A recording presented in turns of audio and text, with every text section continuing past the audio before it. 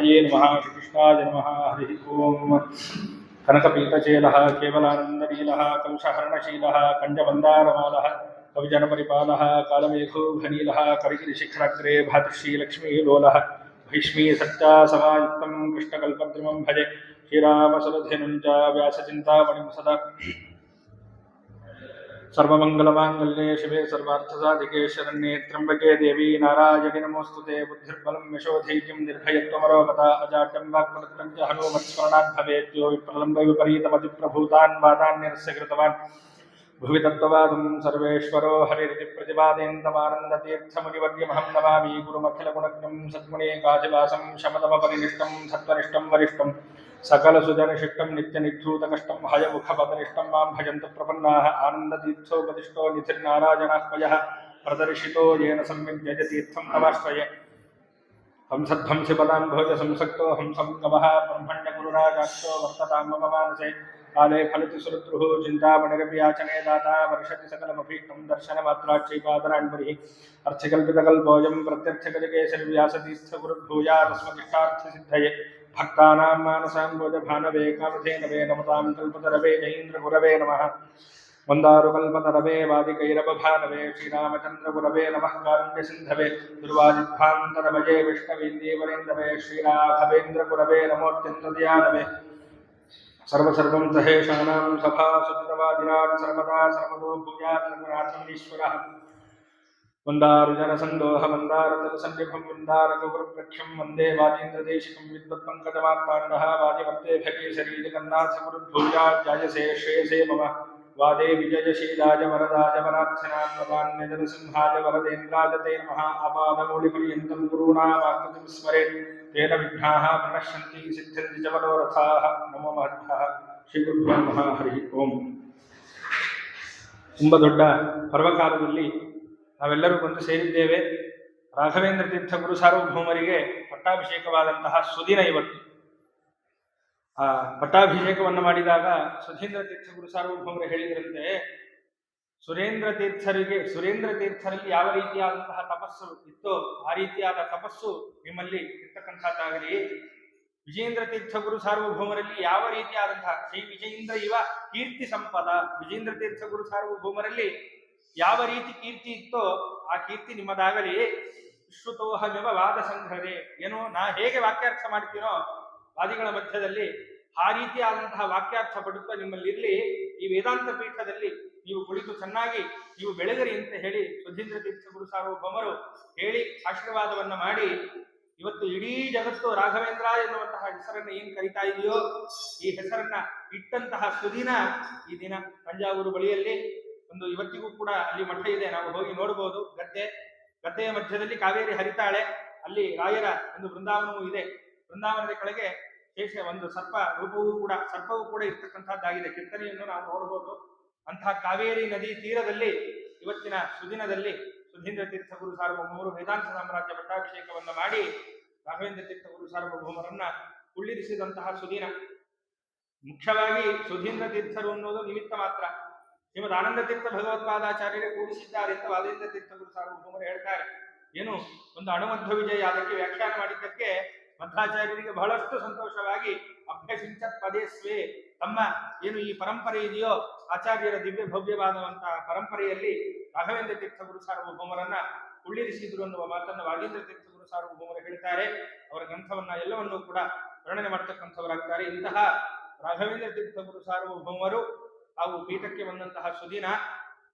ಇಂತಹ ದಿನದಲ್ಲಿ ಏನು ನಾವು ರಾಘವೇಂದ್ರ ತೀರ್ಥ ಗುರು ಸಾರ್ವಭೌಮರ ಗೀತಾಕ್ಕೆ ರಚನೆ ಮಾಡಿದಂತಹ ಏನು ಗೀತಾ ವಿವೃತ್ತಿಯ ಚಿಂತನೆಯನ್ನ ಮಾಡ್ತಾ ಬರ್ತಾ ಇದ್ದೀವಿ, ಅದರ ಮುಂದಿನ ಭಾಗವನ್ನ ನಾವು ಚಿಂತನೆ ಮಾಡೋಣ ಅಂತ ಹೇಳ್ತಾ, ನಿನ್ನೆಯ ದಿನದಲ್ಲಿ ಆ ಒಂದು ಎಲ್ಲರೂ ಕೂಡ ಆ ಒಂದು ಧರ್ಮಕ್ಷೇತ್ರ ಅಂದ್ರೆ ಧರ್ಮ ಸಾಧನೆಗೆ ಅನುಕೂಲವಾದಂತಹ ಏನು ಆ ಒಂದು ಕುರುಕ್ಷೇತ್ರ ಇದೆಯೋ ಆ ಕುರುಕ್ಷೇತ್ರದಲ್ಲಿ ಎಲ್ಲರೂ ಕೂಡ ಬಂದು ಸೇರಿದ್ದಾರೆ. ಸಮವೇತ ಯುಯೋತ್ಸವ, ಯುದ್ಧವನ್ನು ಮಾಡಲಿಕ್ಕೆ ಇಚ್ಛೆ ಇರ್ತಕ್ಕಂತಹ ಪ್ರತಿಯೊಬ್ಬರೂ ಕೂಡ ಅಲ್ಲಿ ಬಂದು ಸೇರಿದ್ದಾರೆ. ಏನು ಮಾಡಿದ್ರು ಅನ್ನುವ ಪ್ರಶ್ನೆಯನ್ನು ಧೃತರಾಷ್ಟ್ರ ಕೇಳಿದರೆ ಅದಕ್ಕೆ ಸಂಜೆ ಹೇಳಿದ, ಎಲ್ಲರೂ ಕೂಡ ಯುದ್ಧಕ್ಕೆ ಬಂದು ನಿಂತಿದ್ದಾರೆ ಅನ್ನೋದನ್ನ ಸಂಜೆಯ ತಾನು ಹೇಳ್ತಕ್ಕಂಥವನಾದ. ಹೀಗಾದ ಮೇಲೆ ಅರ್ಜುನನಿಗೆ ಏನಾಗಿದೆ, ಬಂಧು ಬಾಂಧವರನ್ನ ಹೇಗೆ ನಾನು ಸಂಹಾರ ಮಾಡೋದು?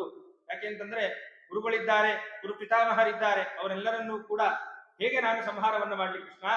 ಯಾಕೆ ಅಂತಂದ್ರೆ ಸಂಹಾರ ಮಾಡಿ ನಾ ಈ ರಾಜ್ಯವನ್ನು ಸ್ವೀಕಾರ ಮಾಡಿದ್ರೂ ನನಗೆ ದುಃಖ ತಪ್ಪೋದಿಲ್ಲ. ಯಾಕೆ? ಇವರೆಲ್ಲರನ್ನ ಸಂಹಾರ ಮಾಡಿ ನಾನು ಸಾಮ್ರಾಜ್ಯವನ್ನು ಸ್ವೀಕಾರ ಮಾಡಿದೆ. ನಿಜವಾಗ್ಲೂ ಸಾಮ್ರಾಜ್ಯ ಚೆನ್ನಾಗಿರೋದು ಯಾವಾಗ? ಇವರೆಲ್ಲರೂ ಇದ್ದಾಗ. ಆದ್ರಿಂದ ಇವರನ್ನ ಸಂಹಾರ ಮಾಡಿದ್ರೂ ನನಗೆ ದುಃಖ ತಪ್ಪಿದ್ದಲ್ಲ. ಎಷ್ಟೇ ನಾನು ಸುಖವನ್ನು ಅನುಭವಿಸಿದ್ರೂ ಕೂಡ ದುಃಖ ನನಗೆ ತಪ್ಪಿದ್ದಲ್ಲ. ಅಷ್ಟೇ ಅಲ್ಲ, ದುಃಖ ಅನ್ನೋದು ನಾನು ಅನುಭವಿಸ್ತಿದ್ದೆ ಅಂತಾದ್ರೆ ಇಂದ್ರಿಯಗಳೆಲ್ಲವೂ ಕೂಡ ಹೋಗ್ತದೆ ಶ್ರೀಕೃಷ್ಣ. ಅದರಿಂದ ನಾನು ಯುದ್ಧವನ್ನು ಮಾಡೋದಿಲ್ಲ ಅಂತ ಅರ್ಜುನ ಹೇಳ್ತಕ್ಕಂಥವನಾದ. ಏವಮುಕ್ತ ಹೃಷಿಕೇಶಂ ಗುಡಾಕೇಶಃ ಪರಂತಪಃ ನಯೋತ್ಸ್ಯಾಮಿ ಇತಿ ಗೋವಿಂದಂ ಉಕ್ತ್ವಾ ತೂಷ್ಣೀಂ ಬಭುವಃ. ಆದ್ದರಿಂದ ನಾನು ಪರಮಾತ್ಮ, ಎಲ್ಲ ಇಂದ್ರಿಯ ಪ್ರೇರಕನಾದಂತಹ ಪರಮಾತ್ಮನೇ, ನಾನು ಈ ಯುದ್ಧವನ್ನು ಮಾಡೋದಿಲ್ಲ, ನನಗೇನು ಅಂತ ಹೇಳಿ ತಾನೇನು ಮಾಡಿದ್ದಾನೆ, ತಾನು ಸುಮ್ಮನಾಗಿ ಬಿಟ್ಟಿದ್ದಾನೆ. ಹೀಗೆ ಸುಮ್ಮನಾದ ಮೇಲೆ ಕೃಷ್ಣ ಪರಮಾತ್ಮ ತಾನು ಮಾತಾಡ್ತಾ ಇದ್ದಾನೆ. ತಮುವಾಚ ಹೃಷಿಕೇಶಃ ಪ್ರಹಸನ್ನಿವ ಭಾರತ ಸೇನಯೋರುಭಯೋರ್ ಮಧ್ಯೆ ವಿಷೀದಂತ ವಿಧಂ ವಚಃ. ಏನು ಮಾಡಿದ್ದಾನೆ? ಕೃಷ್ಣ ಪರಮಾತ್ಮ ನಕ್ಕಿದ್ನಂತೆ. ಅಂದ್ರೆ ಇದು ಪರಿಹಾಸ ಸೂಚಕ ಅಂತ ಹೇಳ್ತಾರೆ. ತಾನು ನಕ್ಕು ಬಿಟ್ಟು ಮಾತನ್ನ ಆಡಿದ್ದಂತೆ, ಮುಗುಳ್ನಗೆಯನ್ನ ಕೊಟ್ಟಂತೆ. ಆ ನಗು ಪರಿಹಾಸ ಸೂಚಕವಾಗಿ ಇರ್ತಕ್ಕಂಥದ್ದಾಯ್ತು. ಇದರ ಮಧ್ಯದಲ್ಲಿ ಏನು, ಇಡೀ ಎಲ್ಲ ಯುದ್ಧಕ್ಕೆ ಬಂದು ನಿಂತ ಸಂದರ್ಭದಲ್ಲಿ ನೀನು ವಿಷಾದಕ್ಕೊಳಗಾಗ್ತಿದ್ಯಲ್ಲ ಅರ್ಜುನ ಅಂತ ಹೇಳಿ ಕೃಷ್ಣ ಪರಮಾತ್ಮ ನಕ್ಕಿದ್ದಂತೆ. ಅಲ್ಲಿ ವ್ಯಾಖ್ಯಾನ ಮಾಡ್ತಾರೆ, ಪ್ರಹಸನ್ನಿವೇತಿ ಪರಿಹಾಸ ವಾಕ್ಯೋಕ್ತಿ ದ್ಯೋತಕ ಹಾಸ್ಯಸ್ಯ ಸೂಚನಾಯ ಇವ ಶಬ್ದ. ಇಲ್ಲಿ ಏನು ಮೂಲದಲ್ಲಿ ಪ್ರಹಸನ್ನಿವ ಭಾರತ ಅಂತಿದೆ. ಇಲ್ಲಿ ಇವ ಶಬ್ದವನ್ನ ಗೀತೆಯಲ್ಲಿ ಪ್ರಯೋಗ ಮಾಡಿದ್ದಾನೆ ಕೃಷ್ಣ ಪರಮಾತ್ಮ. ಇವ ಶಬ್ದವನ್ನ ಯಾಕೆ ಪ್ರಯೋಗ ಮಾಡಿದ ಕೃಷ್ಣ ಅನ್ನೋದನ್ನ ರಾಯರು ತಿಳಿಸಿಕೊಡ್ತಾರೆ. ಪ್ರಹಸನ್ನಿವೇತಿ ಪರಿಹಾಸಕ ವಾಕ್ಯೋಕ್ತಿ ದ್ಯೋತಕ ಹಾಸ್ಯಸ್ಯ ಸೂಚನಾಯ. ಇಲ್ಲಿ ತನಕ ಏನು ಅರ್ಜುನ ಮಾತುಗಳನ್ನಾಡಿದ್ನೋ ಅದೆಲ್ಲವೂ ಕೂಡ ಪರಿಹಾಸ ಸೂಚಕವೇ. ಅದರಿಂದ ಇಂತಹ ಪರಿಹಾಸ ಸೂಚಕ ಇದು ಅನ್ನೋದನ್ನ ಕೃಷ್ಣ ಪರಮಾತ್ಮ ದ್ಯೋತನೆ ಮಾಡ್ಲಿಕ್ಕೆ, ಅಂದ್ರೆ ಅರ್ಜುನನಿಗೆ ನೀನೇನು ಮಾತಾಡಿದ್ದೀಯಲ್ಲಪ್ಪ ಇದೆಲ್ಲವೂ ಕೂಡ ಪರಿಹಾಸ ಸೂಚಕ, ಅಂದ್ರೆ ಪರಿಹಾಸಕರವಾದಂತಹ ಮಾತುಗಳನ್ನ ನೀನು ಆಡಿದ್ದಿ ಅನ್ನೋದನ್ನ ಸೂಚನೆ ಮಾಡ್ಲಿಕ್ಕೋಸ್ಕರವೇ ಇಲ್ಲಿ ಯುವ ಶಬ್ದವನ್ನ ಪ್ರಯೋಗ ಮಾಡಿದ್ದಾರೆ ಅಂತ ರಾಘವೇಂದ್ರ ತೀರ್ಥರು ಸಾರ್ವಭೌಮರು ತಮ್ಮ ವ್ಯಾಖ್ಯಾನದಲ್ಲಿ ತಿಳಿಸಿಕೊಡ್ತಾರೆ. ಇನ್ನೊಂದು ವ್ಯಾಖ್ಯಾನವನ್ನ ರಾಯರು ಮಾಡುತ್ತಾರೆ. ಭಗವದ್ ಮಾಹಾತ್ಮ್ಯ ಜ್ಞಾನ ತದ್ಭಕ್ತಿಪೂರ್ವಕಂ ಭಗವದ್ ಆರಾಧನ ರೂಪತೆಯ ಸ್ವವಿಹಿತ ವೃತ್ತಿತ್ವೇನವ ಅನುಷ್ಠೀಯಮಾನೋ ನಾರಾಯಣ ಬಿಟ್ ತದನುಬಂಧಿ ನಿಗ್ರಹ ಕ್ಷತ್ರಿಯಾಣಾಂ ಪರಮೋ ಧರ್ಮ. ಯಾವುದು ಕ್ಷತ್ರಿಯರ ನಿಜವಾದಂತಹ ಪರಮ ಧರ್ಮ ಅನ್ನೋದನ್ನ ತಿಳಿಸಿಕೊಡ್ತಾರೆ. ಯಾವುದಪ್ಪ ಅಂತಂದ್ರೆ ಪರಮಾತ್ಮನ ಸರ್ವೋತ್ತಮತ್ವ ಜ್ಞಾನ ಇರಬೇಕು. ಯಾರ್ಯಾರೋ ರಾಜರಾದ್ರೆ ಆಗಲಿಲ್ಲ, ಪರಮಾತ್ಮ ಸರ್ವೋತ್ತಮ ಎನ್ನುವಂತಹ ಜ್ಞಾನವನ್ನ ಪಡ್ಕೊಂಡಿರಬೇಕು ಅವರು ಕೂಡ. ಯಾಕಂದ್ರೆ ರಾಜರಿಗೂ ಕೂಡ ಅಧ್ಯಯನ ವಿಹಿತವೇ, ಅವರು ಕೂಡ ಅಧ್ಯಯನಾದಿಗಳನ್ನ ಮಾಡಲೇಬೇಕು. ಆದ್ರಿಂದ ಸರ್ವೋತ್ತಮತ್ವ ಜ್ಞಾನ ಇರಬೇಕು, ಪರಮಾತ್ಮ ಸರ್ವೋತ್ತಮ ಎನ್ನುವ ಜ್ಞಾನ ಇರಬೇಕು. ಮತ್ತೆ ಅಷ್ಟೇ ಅಲ್ಲ, ಅವನಲ್ಲಿ ಭಕ್ತಿಯೂ ಇರಬೇಕು. ಮತ್ತೆ ಭಗವದ್ದೇಶಿಗಳಲ್ಲಿ ಮತ್ತೆ ಅವರಿಗೆ ಯಾರು ಸಹಾಯವನ್ನ ಮಾಡ್ತಾರೋ ಅವರಲ್ಲಿ ಏನಿರಬೇಕು, ನಿಗ್ರಹ ಮಾಡುವಂತಹ ಸಾಮರ್ಥ್ಯ ಇರಬೇಕು ಆ ರಾಜನಲ್ಲಿ. ಇದು ಅಂತಹವರನ್ನ ನಿಗ್ರಹ ಮಾಡುವುದೇನೆ ವಿಹಿತವಾದಂತಹ ಕರ್ತವ್ಯ. ಯಾರಿಗೆ? ಕ್ಷತ್ರಿಯರಿಗೆ. ಯಾಕೆ ಆ ಪರಿಹಾಸವನ್ನ ಮಾಡಿದ ಪರಮಾತ್ಮ ಅಂತಂದ್ರೆ, ಎದುರಿಗೆ ನಿಂತವರೆಲ್ಲ ಇಂಥವರೇನ ಕೃಷ್ಣ ಪರಮಾತ್ಮನನ್ನ ಸರ್ವೋತ್ತಮ ಅಂತ ತಿಳಿದಿದ್ದಾರಾ, ಅಥವಾ ಕೃಷ್ಣ ಪರಮಾತ್ಮನನ್ನ ದೇಶ ಮಾಡುವವರೇ ಎಲ್ಲರೂ ಇರೋದು? ಕೃಷ್ಣ ಪರಮಾತ್ಮ ವಿಶ್ವರೂಪ ದರ್ಶನವನ್ನ ಕೊಟ್ರೆ ದುರ್ಯೋಧನ ಏನಂದ, ಇಂತಹ ಮಾಯಾಜಾಲವನ್ನ ಮಾಡುವವರು ಸಂಬಳಕ್ಕೆ ಬಿದ್ದಿದ್ದಾರೆ ನನ್ನ ಅರಮನೆಯಲ್ಲಿ ಇಂದ.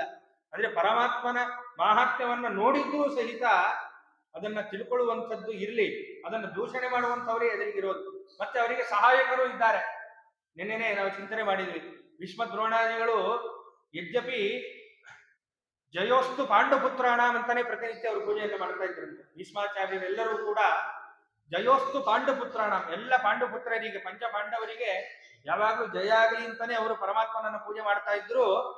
ದುಷ್ಟರ ಪಕ್ಷದಲ್ಲಿ ಈಗ ನಿಂತಿದ್ದಾರೆ ಸಹಾಯಕರಾಗಿ. ಆದ್ರಿಂದ ಯಾರು ದುಷ್ಟರಿಗೆ ಸಹಾಯವನ್ನ ಮಾಡ್ತಾರೋ ಅಥವಾ ಮತ್ತೆ ಯಾರು ದುಷ್ಟರಿದ್ದಾರೋ, ಪರಮಾತ್ಮನಲ್ಲಿ ಯಾರು ದೇಶವನ್ನ ಮಾಡ್ತಾರೋ ಅವರನ್ನ ನಿಗ್ರಹ ಮಾಡುವುದೇ ಕ್ಷತ್ರಿಯರ ಕರ್ತವ್ಯ. ಅದನ್ನ ಕೈ ಚೆಲ್ಲಿ ಕೂತಿದ್ದಾನೆ ಈಗ ಅರ್ಜುನನಿಗೆ ಸರ್ವೋತ್ತಮತ್ವ ಜ್ಞಾನ ಇದೆ, ಕೃಷ್ಣನೇ ಸರ್ವೋತ್ತಮ ಅನ್ನೋ ಜ್ಞಾನ ಅವಶ್ಯವಾಗಿದೆ. ಅದಿಲ್ದೇನೆ ಅನ್ನ ಸ್ವಾಮಿ ನನ್ಗೇನು ತೋಚ್ತಾ ಇಲ್ಲ, ಶಾಧಿ ನಿನ್ನೆ ಕೇಳಿದ್ವಲ್ಲ, ನೀನು ನನ್ನನ್ನು ಶಾಸನ ಮಾಡು, ನಾನು ಶಿಷ್ಯಸ್ಥೇಹಂ ಅಂತ ಹೇಳ್ಕೊಂಡ ನಿನ್ನೆ. ಸ್ವಾಮಿ ನಿನ್ನ ಶಿಷ್ಯ ನಾನು, ಅದರಿಂದ ನನ್ನನ್ನ ನೀನು ಏನು ಮಾಡಬೇಕು, ಶಾಸನ ಮಾಡು ಅಂತೆಲ್ಲ ಹೇಳಿದ. ಅಂದ್ರೆ ಪರಮಾತ್ಮನ ಸರ್ವೋತ್ತಮತ್ವ ಜ್ಞಾನ ಅರ್ಜುನನಲ್ಲಿ ಇದೆ.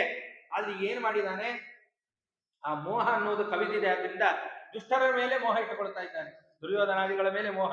ಅದರಿಂದ ದುಷ್ಟರಿಗೆ ಯಾರು ಸಹಾಯ ಮಾಡ್ತಾರೋ ಅವರ ಮೇಲೆ ಮೋಹ ಇಟ್ಟುಕೊಂಡಿದ್ದಾನೆ. ಅದರಿಂದ ಅಲ್ಲಿ ಕ್ಷತ್ರಿಯ ಧರ್ಮವನ್ನ ಎಡವುತ್ತಾ ಇದ್ದಾನೆ ಅರ್ಜುನ ಅನ್ನೋದನ್ನ ತೋರಿಸ್ತಿಕ್ಕೋ ಎಂಬಂತೆ ಕೃಷ್ಣ ಪರಮಾತ್ಮ ತನ್ನ ಮುಗುಳಗೆ ಹೇಗಿತ್ತು ಅಂತಂದ್ರೆ ಇದನ್ನ ತೋರಿಸಿ ಅರ್ಜುನನನ್ನ ಪರಿಹಾಸ ಮಾಡುವಂತೆ ಆ ಕೃಷ್ಣ ಪರಮಾತ್ಮನ ಒಂದು ಮುಗುಳ್ನಗೆ ಇತ್ತು ಅನ್ನೋದನ್ನ ತಿಳಿಸಿಕೊಡ್ತಾರೆ.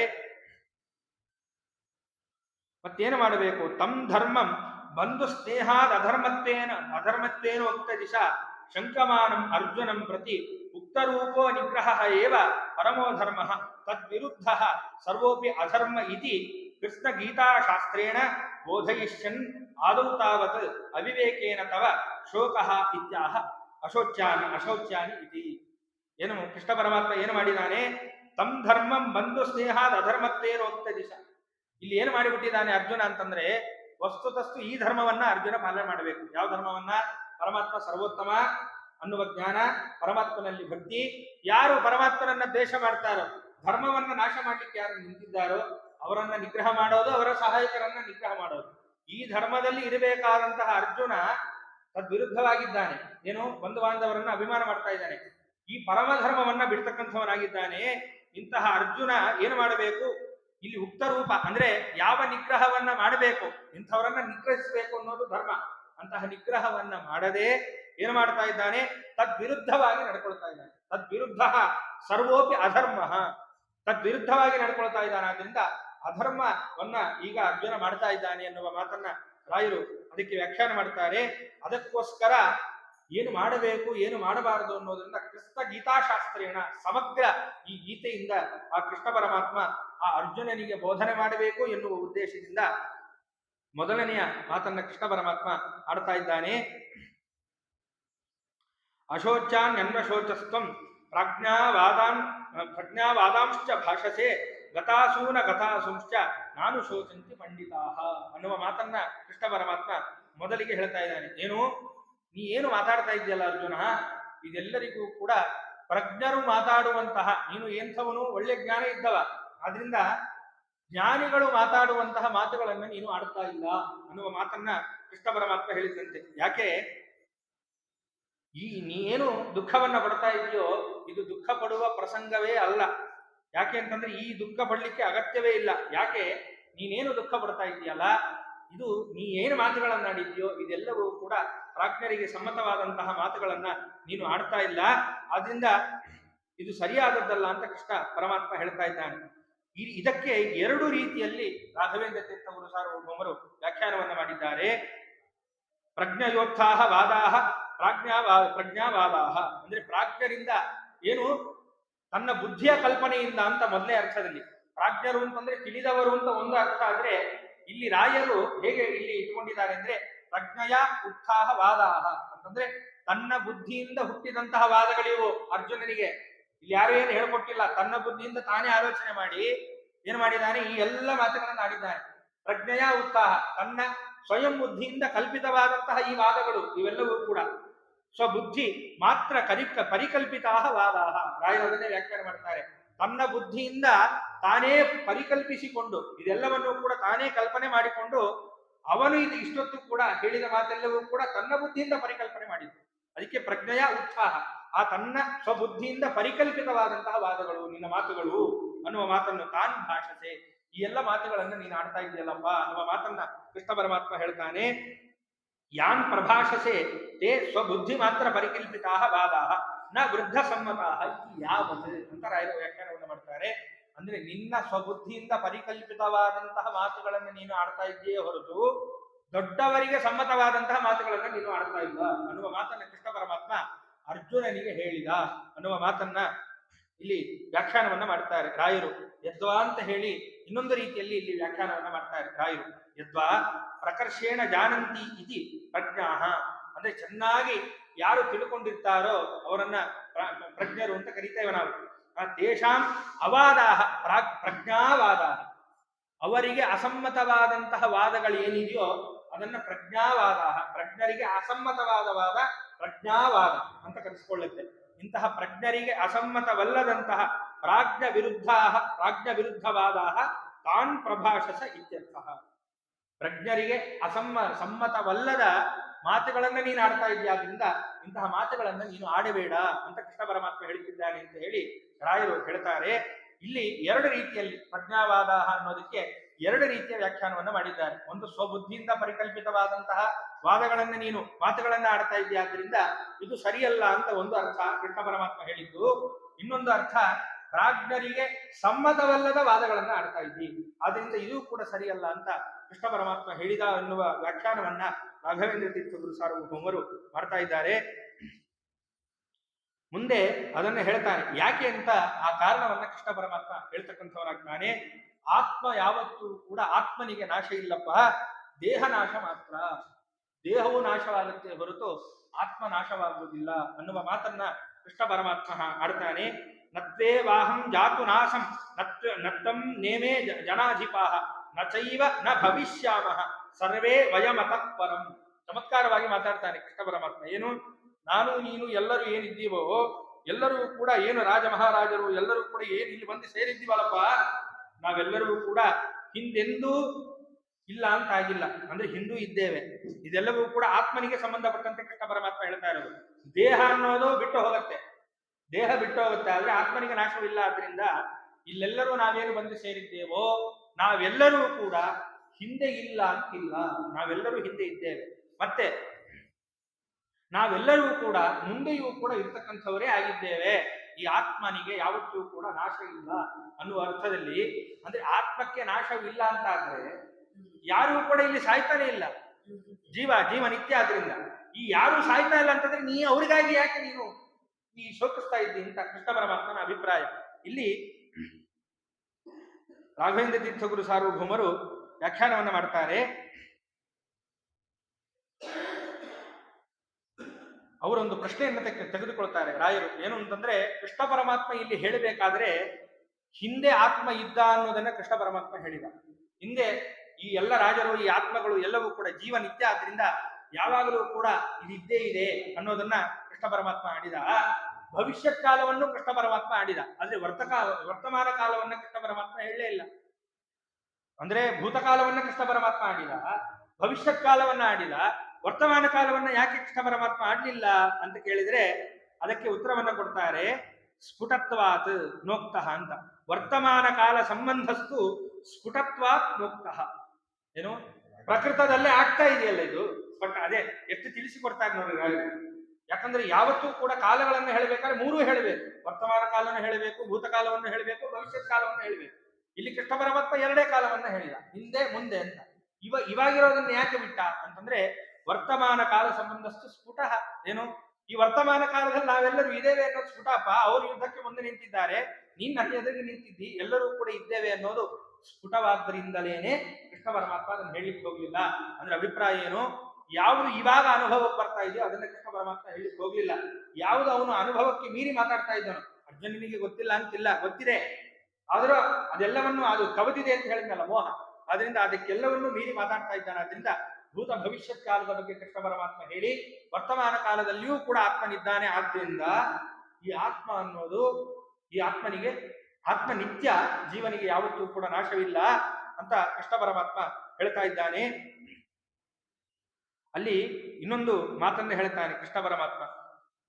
ಇದಕ್ಕೆ ಈ ಜೀವ ನಿತ್ಯ ಎನ್ನುವ ವಿಚಾರಕ್ಕೆ ರಾಯರು ಎರಡು ಪ್ರಮಾಣಗಳನ್ನ ಕೊಡ್ತಾರೆ. ಒಂದು ಶ್ರುತಿ ಮತ್ತು ಸ್ಮೃತಿ. ಈ ಎರಡೂ ಪ್ರಮಾಣಗಳನ್ನ ರಾಘವೇಂದ್ರ ಗುರು ಸಾರ್ವಭೌಮರು ಕೊಡ್ತಕ್ಕಂಥವರಾಗ್ತಾರೆ. ಶ್ರುತಿ ಏನಪ್ಪಾ ಅಂತಂದ್ರೆ, ನಿತ್ಯೋ ನಿತ್ಯಾನಾಂ ಚೇತನಶ್ಚೇತನಾನಾಂ ಏಕೋ ಬಹೂನಾಂ ಯೋ ವಿಧದಾತಿ ಕಾಮಾನ್ ಎನ್ನುವ ಶ್ರುತಿಯನ್ನ ರಾಯರು ಪ್ರಮಾಣವನ್ನಾಗಿ ಕೊಡ್ತಾರೆ. ಯಾರು, ಜೀವ ನಿತ್ಯ ಅನ್ನೋದಕ್ಕೆ ಈ ಪ್ರಮಾಣವನ್ನ ಕೊಡ್ತಾ ಸ್ಮೃತಿಯ ಪ್ರಮಾಣವನ್ನು ಕೊಡ್ತಾರೆ. ಯಾವುದು ಸ್ಮೃತಿ ಅಂತಂದ್ರೆ, ಸ್ವದೇಹ ಯೋಗ ವಿಗಮೌ ನಾಮ ಜನ್ಮ ಮೃತಿಪುರ. ಏನು, ಮೃತಿ ಮರಣ ಮತ್ತು ಜನ್ಮ ಅಂತ ಯಾವುದಕ್ಕೆ ಕರೀತಾರಪ್ಪ? ದೇಹ ಸಂಬಂಧ, ದೇಹ ನಾಶ, ಇದಕ್ಕೆ ಕರೀತಕ್ಕಂಥವರಾಗ್ತಾರೆ. ದೇಹವನ್ನ ನಾವು ಬಿಟ್ಟಿವಿ ಅಂತಂದ್ರೆ ದೇಹ ನಾಶವಾಯಿತು. ದೇಹ ನಾಶ ಅಂದ್ರೆ ಯಾವಾಗ ನಮಗೆ ಚಿತೆಯಲ್ಲಿ ಇಟ್ಟು ಅವರು ಬೆಂಕಿಯನ್ನ ಕೊಡ್ತಾರೋ ದೇಹ ನಾಶವಾಗುತ್ತೆ, ಆದ್ರೆ ಜೀವ ಹೊರಟೋಗಿರ್ತಾನೆ. ಹಾಗೆ ಅಂತ ಹೇಳಿ ಸ್ವದೇಹ ಯೋಗ ವಿಗಮೌ ನಾಮ ಜನ್ಮ ಮೃತಿಪುರ ಇಷ್ಯತೆ ಹೇವ ಜೀವಸ್ಯ ಮುಕ್ತಿರ್ನತು ಹರೇ ಕ್ವಚಿತ್. ಏನು ಈ ರೀತಿಯಾದಂತಹ ಸ್ಥಿತಿ ಪರಮಾತ್ಮನಿಗಿಲ್ಲ ಅಂತ. ಈ ಎರಡು ವಿಷಯಗಳನ್ನ ಯಾಕೆ ಹೇಳಿದ್ರು ರಾಯರು ಅಂತಂದ್ರೆ, ಮೊದಲನೇದರಲ್ಲಿ ಶ್ರುತಿಯನ್ನು ಹೇಳಿದರು. ಹೇಗೆ ಪರಮಾತ್ಮನ ನಿತ್ಯನೋ ಅದರಂತೆ ಈ ಜೀವ ನಿತ್ಯನೇ ಆಗಿದ್ದಾನೆ. ಇಂತಹ ನಿತ್ಯನಾದಂತಹ ಜೀವನಿಗೆ ಯಾವತ್ತೂ ಕೂಡ ನಿತ್ಯನಾದಂತಹ ಪರಮಾತ್ಮ ಸಕಲ ವಿಧ ಅನುಗ್ರಹಗಳನ್ನ ಮಾಡ್ತಾನೆ ಅಂತ ಶ್ರುತಿ ಬಂತು. ಅಂದ್ರೆ ಏನಾಯ್ತು, ಈಗ ಇಲ್ಲೊಂದು ಪ್ರಶ್ನೆ ಬರುತ್ತೆ. ರಾಯರೇ ಒಂದು ಪ್ರಶ್ನೆಯನ್ನ ಎತ್ಕೊಂಡು ಮುಂದಿನ ಈ ಸ್ಮೃತಿಯನ್ನ ಹೇಳಿದ್ದಾರೆ. ಏನು ಪ್ರಶ್ನೆ ಅಂತಂದ್ರೆ, ಜೀವನೂ ನಿತ್ಯ ಪರಮಾತ್ಮನೂ ನಿತ್ಯ ಅಂತ ಆಯ್ತು. ಇದರಿಂದ ಏನು, ಈ ನಿತ್ಯೋ ನಿತ್ಯ ಚೇತನಾನಾಂ ಎನ್ನುವ ಶ್ರುತಿಯಿಂದ ಜೀವ ನಿತ್ಯ ಪರಮಾತ್ಮನು ನಿತ್ಯ ಅಂತ ಆಯ್ತು. ಈಗ ಜೀವನೂ ನಿತ್ಯ ಪರಮಾತ್ಮನು ನಿತ್ಯ ಅಂತ ಆದ್ರೆ ವ್ಯತ್ಯಾಸ ಏನು? ಜೀವರಿಗೆ ಪರಮಾತ್ಮನಿಗೆ. ಪರಮಾತ್ಮನು ನಿತ್ಯ ಆಗಿದ್ದಾನೆ, ಜೀವರು ನಿತ್ಯರಾಗಿದ್ದಾರೆ. ವ್ಯತ್ಯಾಸ ಏನಪ್ಪಾ ಅಂತಂದ್ರೆ, ಇಲ್ಲಿ ಜೀವರು ದೇಹವನ್ನ ಬಿಡ್ತಾರೆ, ಆದ್ರೆ ಜೀವ ನಿತ್ಯ, ಪರಮಾತ್ಮನು ನಿತ್ಯ. ಆದ್ರಿಂದ ವ್ಯತ್ಯಾಸ ಏನು ಕಾಣಲ್ವಲ್ಲ ಅಂತ ರಾಯರು ಪ್ರಶ್ನೆಯನ್ನ ಮಾಡಿಕೊಂಡು ಅದಕ್ಕೆ ಉತ್ತರ ರೂಪವಾಗಿ ಈ ಸ್ಮೃತಿಯನ್ನು ಕೊಟ್ಟಿದ್ದಾರೆ ಈ ವ್ಯಾಖ್ಯಾನದಲ್ಲಿ. ಯಾವುದು? ಈಗ ಜೀವರಿಗೆ ತಮ್ಮ ದೇಹದ ನಾಶ ಅನ್ನೋದಿದೆ, ಅದನ್ನೇ ಹೇಳಿದ್ರು. ಸ್ವದೇಹ ಯೋಗ ವಿಗಮವು ನಾಮ ಜನ್ಮ ಮೃತೀಪುರ. ಏನು, ಜೀವಿಗಳಿಗೆ ಈ ದೇಹದ ಸಂಬಂಧ ಜೀವಿಗಾಯ್ತು ಅಂತಂದ್ರೆ ಅದನ್ನೇ ಜನ್ಮ ಅಂತ ತಿಳಿ. ದೇಹವನ್ನ ಯಾವಾಗ ಬಿಡ್ತಕ್ಕಂಥವನಾಗ್ತಾನೋ ಜೀವ, ಅವಾಗ ಅವನ ಮರಣ ಅಂತ ತಿಳಿತಕ್ಕಂಥವನಾಗು. ಹಾಗಾದ್ರೆ ಪರಮಾತ್ಮನ ವಿಷಯದಲ್ಲಿ ಅಂತಂದ್ರೆ, ಪರಮಾತ್ಮನಿಗೆ ಇರ್ತಕ್ಕಂತಹ ದೇಹ ಏನಿದೆಯೋ ಆ ದೇಹವೂ ನಿತ್ಯ. ಜೀವರಿಗೆ ಪರಮಾತ್ಮನಿಗೆ ಈ ವಿಷಯದಲ್ಲಿ ಏನಪ್ಪ ವ್ಯತ್ಯಾಸ ಅಂತಂದ್ರೆ, ಜೀವನೂ ನಿತ್ಯ ಪರಮಾತ್ಮನೂ ನಿತ್ಯನೇ, ಆದ್ರೆ ಜೀವನ ದೇಹ ಏನಿದೆಯೋ ಆ ದೇಹ ನಿತ್ಯವಲ್ಲ. ಪರಮಾತ್ಮನ ದೇಹ ಏನಿದೆಯೋ ಅದು ನಿತ್ಯ, ಜ್ಞಾನ ಸ್ವರೂಪವಾದಂತಹ ದೇಹ, ಸುಖ ಸ್ವರೂಪವಾದಂತಹ ದೇಹ, ಆನಂದ ಸ್ವರೂಪವಾದಂತಹ ದೇಹ, ಅದೆಲ್ಲವೂ ಕೂಡ ಪರಮಾತ್ಮನಿಗೆ ನಿತ್ಯವಾದದ್ದು. ಆ ದೇಹವೂ ನಿತ್ಯ, ಪರಮಾತ್ಮನು ನಿತ್ಯ. ಆದ್ರೆ ಜೀವಿ ಮಾತ್ರ ನಿತ್ಯ, ದೇಹ ಅನಿತ್ಯ. ಈ ವ್ಯತ್ಯಾಸ ಇರೋದ್ರಿಂದ ಪರಮಾತ್ಮ ಸರ್ವೋತ್ತಮ ಅಂತಾನೆ ಆಗ್ತಾನೆ, ಜೀವನು ಯಾವತ್ತೂ ಕೂಡ ಅವನ ದಾಸ ಅಂತಾನೆ ಆಗ್ತಾನೆ ಎನ್ನುವುದನ್ನ ಈ ಒಂದು ಶ್ಲೋಕವನ್ನ ವ್ಯಾಖ್ಯಾನ ಮಾಡುವ ಸಂದರ್ಭದಲ್ಲಿ ರಾಯರೇ ಈ ಪ್ರಶ್ನೆಯನ್ನ ಎತ್ತುಕೊಂಡು ಅವರು ಸ್ವಯಂ ತಾವೇ ಈ ಪರಿಹಾರವನ್ನ ಮಾಡ್ತಾ ಇದ್ದಾರೆ. ಇದಕ್ಕೆ ಸಂಬಂಧಪಟ್ಟಂತೆ ಸೂತ್ರವನ್ನು ಕೂಡ ಉಲ್ಲೇಖವನ್ನ ಮಾಡ್ತಾರೆ ರಾಯರು. ಯಾವ ಸೂತ್ರ ಅಂತಂದ್ರೆ, ಅಸಂಭವಸ್ತು ಸತಃ ಅನುಪಪತ್ತೇಹೇ ಅಂತ. ಏನು ಅಸಂಭವ ಅಂತಂದರೆ ಉತ್ಪತ್ತಿ ಇಲ್ಲದೆ, ಸಂಭವ ನಾಮ ಉತ್ಪತ್ತಿ. ಸಂಭವ ಅಂತಂದ್ರೆ ಉತ್ಪತ್ತಿ ಅಂತ ಅರ್ಥ. ಅಸಂಭವ ಅಂತಂದ್ರೆ ಉತ್ಪತ್ತಿ ಇಲ್ಲದೆ ಇರೋದು. ಯಾರಿಗೆ? ಇಲ್ಲಿ ಏನು ಪ್ರಶ್ನೆ ಅಂತಂದ್ರೆ, ಪೂರ್ವ ಪಕ್ಷಿಗಳು ಒಂದು ಪ್ರಶ್ನೆಯಿಂದ ಮಾಡ್ತಾರೆ. ಶೂನ್ಯದಿಂದಲೇ ಇಡೀ ಜಗತ್ತು ಸೃಷ್ಟಿಗೆ ಬಂದಿದೆ ಅಂತ. ಈ ಸೃಷ್ಟಿಗೆ ಬರಬೇಕು ಅಂತಂದ್ರೆ ಮುಂಚೆ ಏನು ಇರಬಾರ್ದಾನೆ. ಈಗ ಇಲ್ಲಿ ಸೃಷ್ಟಿಗೆ ಬರಬೇಕು ಅಂದ್ರೆ, ಇಲ್ಲೊಂದು ವಸ್ತು ಸೃಷ್ಟಿ ಆಗಬೇಕು ಅಂತಂದ್ರೆ ಮುಂಚೆ ಏನು ಇರಬಾರದು. ಹಾಗಾಗಿ ಶೂನ್ಯದಿಂದಲೇ ಎಲ್ಲ ಸೃಷ್ಟಿ ಆಗಿರೋದು ಅಂತ ಕೆಲವರು ಹೇಳ್ತಾರೆ. ಇವರನ್ನು ನಿರಾಕರಣೆ ಮಾಡಲಿಕ್ಕೆ ಈ ಸೂತ್ರ ಹೊರಟಿದೆ. ಇಲ್ಲಿ ಏನ್ ಹೇಳಿದೆ? ಶೂನ್ಯದಿಂದ ಯಾವತ್ತೂ ಕೂಡ ಯಾವ ಉತ್ಪತ್ತಿಯೂ ಕೂಡ ಆಗೋದಿಲ್ಲಪ್ಪ. ಯಾವತ್ತೂ ಶೂನ್ಯ ಅನ್ನೋದು ಒಂದಕ್ಕೆ ಕಾರಣವೇ ಆಗೋದಿಲ್ಲ. ಯಾಕೆ ಅಂತಂದ್ರೆ, ಕಾರಣ ಆಗಬೇಕಾದ್ರೆ ಅದು ಮುಂಚೆ ಇರಬೇಕು. ಶೂನ್ಯ ಇದೆಯಾ? ಇಲ್ಲ. ಹಾಗಾಗಿ ಅದು ಯಾವುದಕ್ಕೆ ಕಾರಣ ಆಗ್ಲಿಕ್ಕೆ ಸಾಧ್ಯ? ಆದ್ರೆ ಪರಮಾತ್ಮ ಹಾಗಲ್ಲ. ಅವನಿಗೆ ಉತ್ಪತ್ತಿ ಇಲ್ಲ. ಉತ್ಪತ್ತಿ ಇಲ್ಲದಂತಹ ಏನು ಆ ಪರಮಾತ್ಮ ಇದ್ದಾನೋ ಅವನು ಇದ್ದುಕೊಂಡು ಈ ಸೃಷ್ಟಿಯಾದಿಗಳನ್ನ ಮಾಡ್ತಾನೆ ಅನ್ನೋದರಲ್ಲಿ ಪರಮಾತ್ಮನ ದೇಹವೂ ನಿತ್ಯ, ಪರಮಾತ್ಮನೂ ನಿತ್ಯ ಅನ್ನುವ ಒಂದು ಪ್ರಮೇಯ ಇಲ್ಲಿ ಅಡಗಿಸಿದ್ದಾರೆ ಎನ್ನುವ ಮಾತನ್ನು ರಾಘವೇಂದ್ರ ತೀರ್ಥ ಗುರು ಸಾರ್ವಭೌಮರು ಅಸಂಭವಸ್ತು ಸತಃ ಅನುಪಪತ್ತೇಹೇ ಎನ್ನುವ ಸೂತ್ರದಿಂದಲೂ ಇದೆಲ್ಲವನ್ನು ಕೂಡ ರಾಘವೇಂದ್ರ ತೀರ್ಥ ಗುರು ಸಾರ್ವಭೌಮರು ಸಮರ್ಥನೆ ಮಾಡ್ತಾರೆ. ಹೀಗೆ ಅನೇಕ ಶ್ರುತಿ ಸ್ಮೃತಿ ವಿರೋಧಗಳು ಬಂದಾಗಲೂ ಕೂಡ ಅಂತಹ ಶ್ರುತಿ ಸ್ಮೃತಿ ಮುಂತಾದವುಗಳನ್ನು ಎಲ್ಲವನ್ನು ರಾಘವೇಂದ್ರ ತೀರ್ಥ ಗುರು ಸಾರ್ವಭೌಮರು ಏನು ಮಾಡಿದ್ದಾರೆ? ಪರಿಹಾರವನ್ನ ಮಾಡಿ, ಆ ಪರಿಹಾರ ಮಾಡುವ ಮೂಲಕ ಎಲ್ಲ ಸಜ್ಜನರಿಗೆ ಆ ಶ್ಲೋಕವನ್ನ ಹೇಗೆ ತಿಳ್ಕೊಳ್ಬೇಕು, ಆ ಶ್ಲೋಕದಲ್ಲಿ ಪ್ರತಿಪಾದಿತವಾದಂತಹ ಶ್ರುತಿಯನ್ನ, ಸ್ಮೃತಿಯನ್ನ, ಸೂತ್ರವನ್ನ. ಯಾಕೆಂತಂದ್ರೆ ಮಹಾಭಾರತ ಸಕಲ ಸೂತ್ರಗಳನ್ನು ಪ್ರತಿಪಾದನೆ ಮಾಡುತ್ತೆ ಅಂತ ಹೇಳ್ತಾರೆ. ಯಾಕೆ? ಭಾರತ ನೆನ್ನೆನೆ ನಾವು ಕೇಳಿದ್ವಿ, ಎಲ್ಲ ಗ್ರಂಥಗಳ ಒಂದು ಸಾರ ಭಾರತದಲ್ಲಿದೆ ಅಂತ. ಅದರಲ್ಲಿ ಪ್ರಸಿದ್ಧವಾದಂತಹದ್ದು ಗೀತೆ. ಆ ಗೀತೆಯಲ್ಲಿ ಎಲ್ಲವೂ ಇರಬೇಕು ಅನ್ನೋದು ಕೇವಲ ಮಾತಿಗಾಗಬಾರದಲ್ಲ, ಅದನ್ನ ತಿಳಿಸಿಕೊಡ್ತಾರೆ ರಾಘವೇಂದ್ರ ತೀರ್ಥ ಗುರು ಸಾರ್ವಭೌಮರು. ಶ್ರುತಿಯ ಹೇಗಿದೆ ಈ ಗೀತೆಯಲ್ಲಿ, ಆ ಶ್ರುತಿಯನ್ನು ಉಲ್ಲೇಖ ಮಾಡ್ತಾರೆ. ಮತ್ತೆ ಈ ಶ್ರುತಿಯನ್ನ ಹೇಗೆ ನಾವು ಅರ್ಥ ಮಾಡ್ಕೊಳ್ಬೇಕು, ಈ ಗೀತೆಗೆ ಸಂಬಂಧಪಟ್ಟಂತೆ, ಆ ಶ್ಲೋಕಕ್ಕೆ ಸಂಬಂಧಪಟ್ಟಂತೆ ಸ್ಮೃತಿಯನ್ನು ಉಲ್ಲೇಖ ಮಾಡಿ, ಸೂತ್ರವನ್ನು ಉಲ್ಲೇಖ ಮಾಡಿ, ಹೇಗೆ ಪರಮಾತ್ಮ ಸರ್ವೋತ್ತಮ, ಜೀವರಾದವರು ಹೇಗೆ ನಿತ್ಯರಾಗಿದ್ದಾರೆ. ಕೃಷ್ಣ ಪರಮಾತ್ಮ ಜೀವ ನಿತ್ಯ ಅಂತ ಹೇಳಿದ, ಅದು ಹೇಗೆ ನಿತ್ಯ ಅನ್ನೋದನ್ನು ಸಮರ್ಥನೆ ಮಾಡಿಕೊಟ್ರು. ಜೀವ ಪರಮಾತ್ಮ ಇಬ್ರು ನಿತ್ಯರಾದ್ರೆ ಏನು ವ್ಯತ್ಯಾಸ ಅನ್ನೋದನ್ನು ಸಮರ್ಥನೆ ಮಾಡಿಕೊಟ್ರು. ಹೀಗೆ ಶ್ರುತಿ, ಸ್ಮೃತಿ ಮತ್ತೆ ಸೂತ್ರ ಇವೆಲ್ಲವನ್ನು ಆ ವ್ಯಾಖ್ಯಾನಕ್ಕೆ, ಗೀತೆಗೆ ಸಮನ್ವಯ ಮಾಡ್ತಾ ವ್ಯಾಖ್ಯಾನವನ್ನು ಮಾಡಿ ಸಮಗ್ರ ಸಜ್ಜನ ಸಮುದಾಯಕ್ಕೆ ಬೋಧನೆ ಮಾಡಿದಂತಹ ಮಹಾನುಭಾವರು ರಾಘವೇಂದ್ರ ತೀರ್ಥ ಗುರು ಸಾರ್ವಭೌಮರು ಅಂತ ನಾವೆಲ್ಲರೂ ಕೂಡ ತಿಳಿದುಕೊಳ್ಬೇಕು. ಮುಂದೆ ಕೃಷ್ಣ ಪರಮಾತ್ಮ ಹೇಳ್ತಾನೆ, ದೇಹಿನೋಸ್ಮಿನ್ ಯಥಾ ದೇಹೆ ಕೌಮಾರಂ ಯೌವನಂ ಜರ ತಥಾ ದೇಹಾಂತರ ಪ್ರಾಪ್ತಿ ಧೀಹಿ ತತ್ರ ನ ಮುಖ್ಯತಿ. ಏನು ಅಂತಂದ್ರೆ ಪರಮಾತ್ಮ ಹೇಳ್ತಾನೆ, ನೋಡಪ್ಪ ಅರ್ಜುನ, ಯಾಕೆ ಇಲ್ಲಿ ಅವರು ಮರಣವನ್ನ ಹೊಂದುತ್ತಾರೆ ಅಂತಂದ್ರೆ ಅವರು ನಾಶವಾಗೋದೇ ಇಲ್ಲ, ಅವರ ದೇಹವೇ ನಾಶವಾಗುವುದು. ಇಂತಹ ದೇಹ ನಾಶ ಅನ್ನೋದು ನಿನಗೆ ಅನುಭವಕ್ಕಿದೆ. ಯಾಕೆ? ಕುಮಾರಾವಸ್ಥೆಯಲ್ಲಿ ನೀನಿರ್ತಿ. ಈಗ ಹುಟ್ಟಿದಾಗ ನಮ್ಮ ದೇಹ ಹೇಗಿತ್ತೋ ಇವಾಗ ಬೆಳೆದಾಗ ಹಾಗೆ ಇದೆಯಾ? ಇಲ್ಲ. ಕುಮಾರಾವಸ್ಥೆಯಲ್ಲಿ ಒಂದು ದೇಹ ಇರುತ್ತೆ, ಯೌವನಾವಸ್ಥೆಗೆ ಬಂದಾಗ ಒಂದು ದೇಹ ಬರುತ್ತದೆ. ಆಮೇಲೆ ನೀನು ಏನು ವೃದ್ಧಾಪ್ಯಕ್ಕೆ ಬಂದಾಗ ಇನ್ನೊಂದು ತರಹ ದೇಹ ಬರುತ್ತೆ. ಅಲ್ಲೇ ನೀನು ಅನುಭವ ಇದೆ, ದೇಹಗಳು ವ್ಯತ್ಯಾಸವಾಗುತ್ತೆ ಅಂತ. ಹಾಗೇನೆ ಇಲ್ಲೂ ಕೂಡ ತಥಾ ದೇಹಾಂತರ ಪ್ರಾಪ್ತಿ. ಅಲ್ಲಿ ಹೇಗೆ ನೀನು ಬದುಕಿದ್ದಾಗಲೇನೆ ದೇಹಾಂತರ ಪ್ರಾಪ್ತಿ ಆಯ್ತೋ ಇಲ್ಲೋ, ಕ್ಷಣದಲ್ಲಿ ದೇಹ ಕ್ಷೀಣಿಸುತ್ತೆ. ಆದ್ರಿಂದ ಏನಾಯ್ತು, ನಿನ್ನ ಅನುಭವಕ್ಕೇನೆ ಬರ್ತದೆ. ಬಾಲ್ಯದಲ್ಲಿ ಒಂದು ದೇಹ, ಯೌವನದಲ್ಲಿ ಒಂದು ದೇಹ, ವೃದ್ಧಾಪ್ಯದಲ್ಲಿ ಒಂದು ದೇಹ. ಹೇಗೆ ಇನ್ನೊಂದು ದೇಹವನ್ನ ನೀ ಇದ್ದಾಗಲೇ ತಗೊಂಡ್ಯೋ ಅದರಂತೆ ಜೀವನೂ ಕೂಡ ದೇಹಾಂತರ ಪ್ರಾಪ್ತಿ. ಏನು? ಇನ್ನೊಂದು ದೇಹವನ್ನ ಆ ಜೀವ ಸ್ವೀಕಾರ ಮಾಡ್ತಾನೆ ಹೊರತು ಆ ಜೀವಕ್ಕೆ ನಾಶ ಇಲ್ಲ ಅನ್ನುವ ಮಾತನ್ನ ಕೃಷ್ಣ ಪರಮಾತ್ಮ ಹೇಳ್ತಕ್ಕಂಥವನಾಗ್ತಾನೆ. ಇದಕ್ಕೆ ರಾಘವೇಂದ್ರ ತೀರ್ಥ ಗುರು ಸಾರ್ವಭೌಮರು ವ್ಯಾಖ್ಯಾನವನ್ನ ಮಾಡ್ತಾರೆ. ಈ ದೇಹಾಂತರ ಪ್ರಾಪ್ತಿ ಅಂತ ಹೇಳಿದ್ರಲ್ಲ, ಅದನ್ನೇ ಮುಂದೆ ಇನ್ನೊಂದು ಉದಾಹರಣೆಯನ್ನ ಕೊಟ್ಟು ಕೃಷ್ಣ ಪರಮಾತ್ಮ ಹೇಳ್ತಾನೆ. ಏನು? ಈ ಬಟ್ಟೆಯನ್ನ ನಾವು ಹೇಗೆ ಬದಲಾಯಿಸ್ತೇವೋ ಬದುಕಿದ್ದಾಗಲೇನೆ, ಅದರಂತೆ ಈ ದೇಹವನ್ನು ಕೂಡ ನಾವು ಬದಲಾಯಿಸ್ತೇವೆ. ಇದಕ್ಕೆ ಪ್ರಸಂಗತ್ವೇನ ಅನುಕೂಲವಾಗುತ್ತೆ ಅಂತ ಮುಂದಿರೋ ವಿಷಯವನ್ನು ಈಗಾಗಲೇ ಹೇಳ್ತಾ ಇದ್ದೇನೆ. ಈ ಒಬ್ಬ ವ್ಯಕ್ತಿ ತನ್ನ ವಸ್ತ್ರಗಳನ್ನು ಹೇಗೆ ತಾನು ಬದಲಾಯಿಸ್ತಾನೋ ಅದರಂತೆ ಪ್ರತಿಯೊಬ್ಬ ಜೀವಿಯೂ ಕೂಡ ತಾನು ಏನು ಮಾಡ್ತಾನೆ, ಈ ಒಂದು ದೇಹವನ್ನ ಬಿಟ್ಟು ಇನ್ನೊಂದು ದೇಹವನ್ನ ಸ್ವೀಕಾರ ಮಾಡ್ತಾನೆ, ವಸ್ತ್ರ ಬದಲಾಯಿಸಿದಂತೆ ಹೊರತು ಆತ್ಮ ಅನಾದಿ, ಅವನು ನಿತ್ಯನಾಗಿದ್ದಾನೆ, ಅವನಿಗೆಂದೂ ನಾಶ ಇಲ್ಲ, ದೇಹ ಮಾತ್ರ ನಾಶ ಆಗುವುದು. ಇಂಥ ಒಂದು ಮರಣಕ್ಕೆ ಇವರೆಲ್ಲರೂ ಹೋಗಿಬಿಡ್ತಾರೆ ಅಂತ ನೀನು ಶೋಕಿಸ್ತಾ ಇದ್ದಿ ಎನ್ನುವ ಮಾತನ್ನ ಕೃಷ್ಣ ಪರಮಾತ್ಮ ಹೇಳ್ತಕ್ಕಂಥವನಾಗ್ತಾನೆ. ಇಷ್ಟೆಲ್ಲ ಆದ್ಮೇಲೆ ಇನ್ನೂ ಉಪದೇಶವನ್ನ ಮಾಡ್ತಾನೆ. ಮಾತ್ರ ಸ್ಪರ್ಶಾಂತ ಕೌಂತೆಯ ಅನ್ನುವ ಮಾತಿನಿಂದ ಬಹಳಷ್ಟು ವಿಷಯಗಳನ್ನ ಕೃಷ್ಣ ಪರಮಾತ್ಮ ಹೇಳ್ತಕ್ಕಂಥವನಾಗ್ತಾನೆ. ಇದಕ್ಕೆ ವ್ಯಾಖ್ಯಾನ ಮಾಡಬೇಕಾದ್ರೆ ರಾಯರು ಮಾತ್ರಾಹ ಅಂತ ವ್ಯಾಖ್ಯಾನ ಮಾಡಬೇಕಾದ್ರೆ ಯಾವುದು ಮಾತ್ರ ಅಂತ ಕರಿತೇವೆ ಅಂತಂದ್ರೆ ಮೀಯಂತ ಇದು ಮಾತ್ರ. ಏನು? ಜ್ಞಾನಕ್ಕೆ ಗೋಚರವಾಗತ್ತೆ. ಯಾವುದು? ರೂಪ, ರಸ, ಗಂಧ, ಸ್ಪರ್ಶ ಮುಂತಾದವುಗಳು, ಸುಖ ದುಃಖ ಮುಂತಾದವುಗಳೆಲ್ಲವೂ ಕೂಡ ಇಂದ್ರಿಯಕ್ಕೆ ಗೋಚರವಾಗುವಂತಹ ವಿಷಯ ಗೋಚರವಾಗುತ್ತೆ. ಅಂದ್ರೆ ಇಂದ್ರಿಯ ವಿಷಯಗಳು ಯಾವ್ಯಾವುದಿದೆಯೋ ಅದೆಲ್ಲವನ್ನು ಕೂಡ ಮಾತ್ರ ಅಂತ ಕರಿತಕ್ಕಂಥವರಾಗಬೇಕು.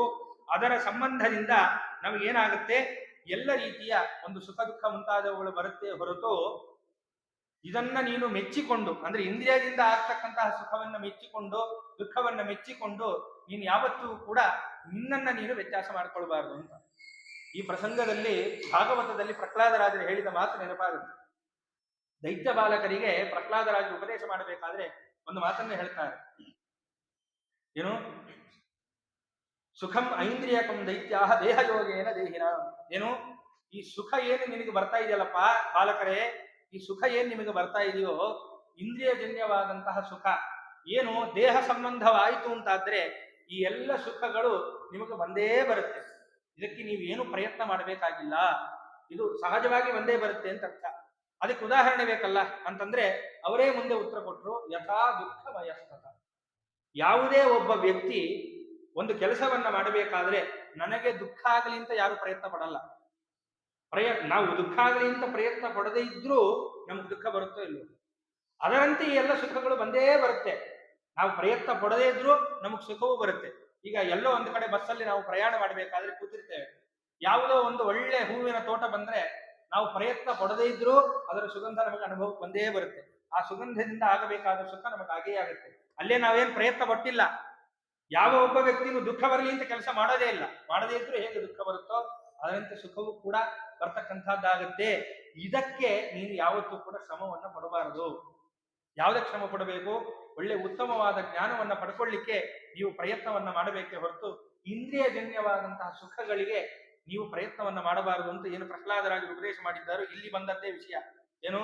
ಈ ಒಂದು ಇಂದ್ರಿಯಜನ್ಯವಾದ ಸುಖಗಳಿಗೆ ಒದ್ದಾಡೋದಕ್ಕಿಂತಲೂ ಅದರ ದುಃಖಕ್ಕೆ ನೀನು ಒದ್ದಾಡೋದಕ್ಕಿಂತಲೂ ಅದೆಲ್ಲವನ್ನ ಬಿಟ್ಟು ಜ್ಞಾನವನ್ನ ಪಡ್ಕೋ ಅನ್ನೋದನ್ನ ಏನ್ ಕೃಷ್ಣ ಪರಮಾತ್ಮ ಅರ್ಜುನನಿಗೆ ಉಪದೇಶ ಮಾಡ್ತಾ ಇದ್ದಾನೋ ಇದೇ ಮಾತನ್ನ ಯಾಕಂದ್ರೆ ರಾಯರ ಹಿಂದಿನ ಅವತಾರವೇ ಪ್ರಹ್ಲಾದ ರಾಜರಾದ್ರಿಂದ ಆ ಪ್ರಹ್ಲಾದ ರಾಜರ ರೂಪದಲ್ಲಿದ್ದಾಗ, ಯಾಕಂದ್ರೆ ಈ ದಿನ ವಿಶೇಷವಾದ್ರಿಂದ ಈ ಶ್ಲೋಕವನ್ನ ಹೇಳಿದೆ.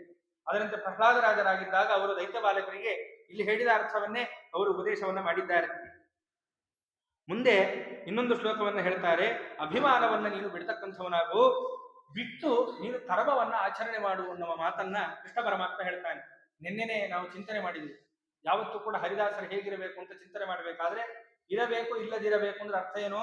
ಕರ್ತವ್ಯಗಳನ್ನ ಮಾಡು, ಅಭಿಮಾನ ಗಂಟಾಕೊಳ್ಬೇಡ. ಅಂದ್ರೆ ಕರ್ತವ್ಯಗಳನ್ನ ಮಾಡಬೇಕಾದ್ರೆ ಅಭಿಮಾನ ಗಂಟಾಕೊಂಡು ಕರ್ತವ್ಯವನ್ನ ಮಾಡಬಾರದು. ಕರ್ತವ್ಯ ಏನಿದೆ ಅದು ಮಾಡ್ತಾ ಹೋಗಬೇಕು. ಈಗ ನೀನು ಕ್ಷತ್ರಿಯನಾಗಿದ್ದಿ, ಅವರ ಮೇಲೆ ಅಭಿಮಾನ ಹಾಕೊಳ್ಬಾರ್ದು, ಕರ್ತವ್ಯವನ್ನ ಮಾಡಬೇಕು ಅನ್ನುವ ಮಾತನ್ನ ಕೃಷ್ಣ ಪರಮಾತ್ಮ ಹೇಳ್ತಾನೆ. ಎಂಹಿನಂ ವ್ಯಥಯಂತ್ಯೇತೆ ಪುರುಷಂ ಪುರುಷ ಋಷಭ ಸಮ ದುಃಖ ಸುಖಂ ಧೀರಂ ಸೋಮೃತತ್ವಾಯ ಕಲ್ಪತೆ ಅನ್ನುವ ಮಾತನ್ನ ಕೃಷ್ಣ ಪರಮಾತ್ಮ ಹೇಳ್ತಾನೆ. ನೋಡಪ್ಪ, ಪುರುಷ ಶ್ರೇಷ್ಠನಾದಂತಹ ಅರ್ಜುನ, ನೀನು ಏನು ಮಾಡಬೇಕು ಅಂದ್ರೆ ಈ ವಿಷಯ ಸಂಬಂಧಗಳು, ಈ ವಿಷಯ ಸಂಬಂಧಗಳಿಂದ ಬರತಕ್ಕಂತಹ ಏನು ಸುಖ ದುಃಖ ಮುಂತಾದವುಗಳು ಏನೇನಿದೆಯೋ ಇದೆಲ್ಲವೂ ಕೂಡ ಅನಿಷ್ಟ ಅಂತಾನೆ ಅನಿಸ್ಕೊಳ್ಳುತ್ತೆ, ಅನಿಷ್ಟಕ್ಕೆ ಸಮವಾದಂತಹದ್ದು. ಇದೆಲ್ಲವನ್ನೂ ಕೂಡ ನೀನೇನು ಮಾಡಬೇಕು, ಇದೆಲ್ಲವನ್ನೂ ಕೂಡ ತೊಲಿತಕ್ಕಂಥವನಾಗಿ ದೇಹಾಭಿಮಾನವನ್ನ ಬಿಡಬೇಕು. ಈ ದೇಹಾಭಿಮಾನವನ್ನ ಬಿಟ್ಟು ನೀನೇನು ಮಾಡಬೇಕು ಅಂತಂದ್ರೆ, ಈ ದೇಹಾಭಿಮಾನ ಇಟ್ಕೊಂಡಾಗ್ಲೇ ನಿನಗೆ ದುಃಖ ಬರೋದು. ಆತ್ಮನಿಗೆ ನಾಶ ಇಲ್ಲ ಅನ್ನೋ ಬುದ್ಧಿ ನಮಗಿದ್ದಾಗ ಯಾಕೆ ದುಃಖ ಬರುತ್ತೆ? ಆದರೂ ಕೂಡ ಒಂದು ಹೇಳ್ತೇನೆ, ಹಾಗಾದ್ರೆ ನಮಗೆ ಜನ್ಮವನ್ನ ಕೊಟ್ಟಂತಹ ತಂದೆ ತಾಯಿಗಳು ಬಹಳಷ್ಟು ನಮಗೆ ತಿಳಿಸಿಕೊಟ್ಟಿರ್ತಾರೆ, ಎಲ್ಲವನ್ನ ಮಾಡಿರ್ತಾರೆ. ಅವರು ಹೋದ್ರೆ ನಾವು ದುಃಖವನ್ನು ಪಡಬಾರದು ಅಂದ್ರೆ ಅದು ಸರಿ. ದುಷ್ಟರಿಗೋಸ್ಕರ ಯಾಕೆ ದುಃಖ ಪಡಬೇಕು ಅನ್ನುವ ಅಭಿಪ್ರಾಯದಲ್ಲಿ ಕೃಷ್ಣ ಪರಮಾತ್ಮ ಹೇಳ್ತಾ ಇರೋದು. ಒಳ್ಳೆ ನಮಗೆ ಜನ್ಮವನ್ನ ಕೊಟ್ಟಿರ್ತಾರೆ, ಆಚಾರ್ಯರ ಸಿದ್ಧಾಂತವನ್ನ ನಂಬುವ ಒಂದು ಜನ್ಮವನ್ನ ಕೊಟ್ಟಿರ್ತಾರೆ. ಅಂತ ತಂದೆ ತಾಯಿ ಹೋದ ಮೇಲೆ ಅವರನ್ನ ನಾವು ನೆನ್ಸ್ಕೊಳ್ಳೇಬೇಕು, ಅವ್ರಿಗೋಸ್ಕರ ಎರಡು ಕಣ್ಣಲ್ಲಿ ನೀರು ಹಾಕಲೇಬೇಕು, ಅದು ಸರಿ.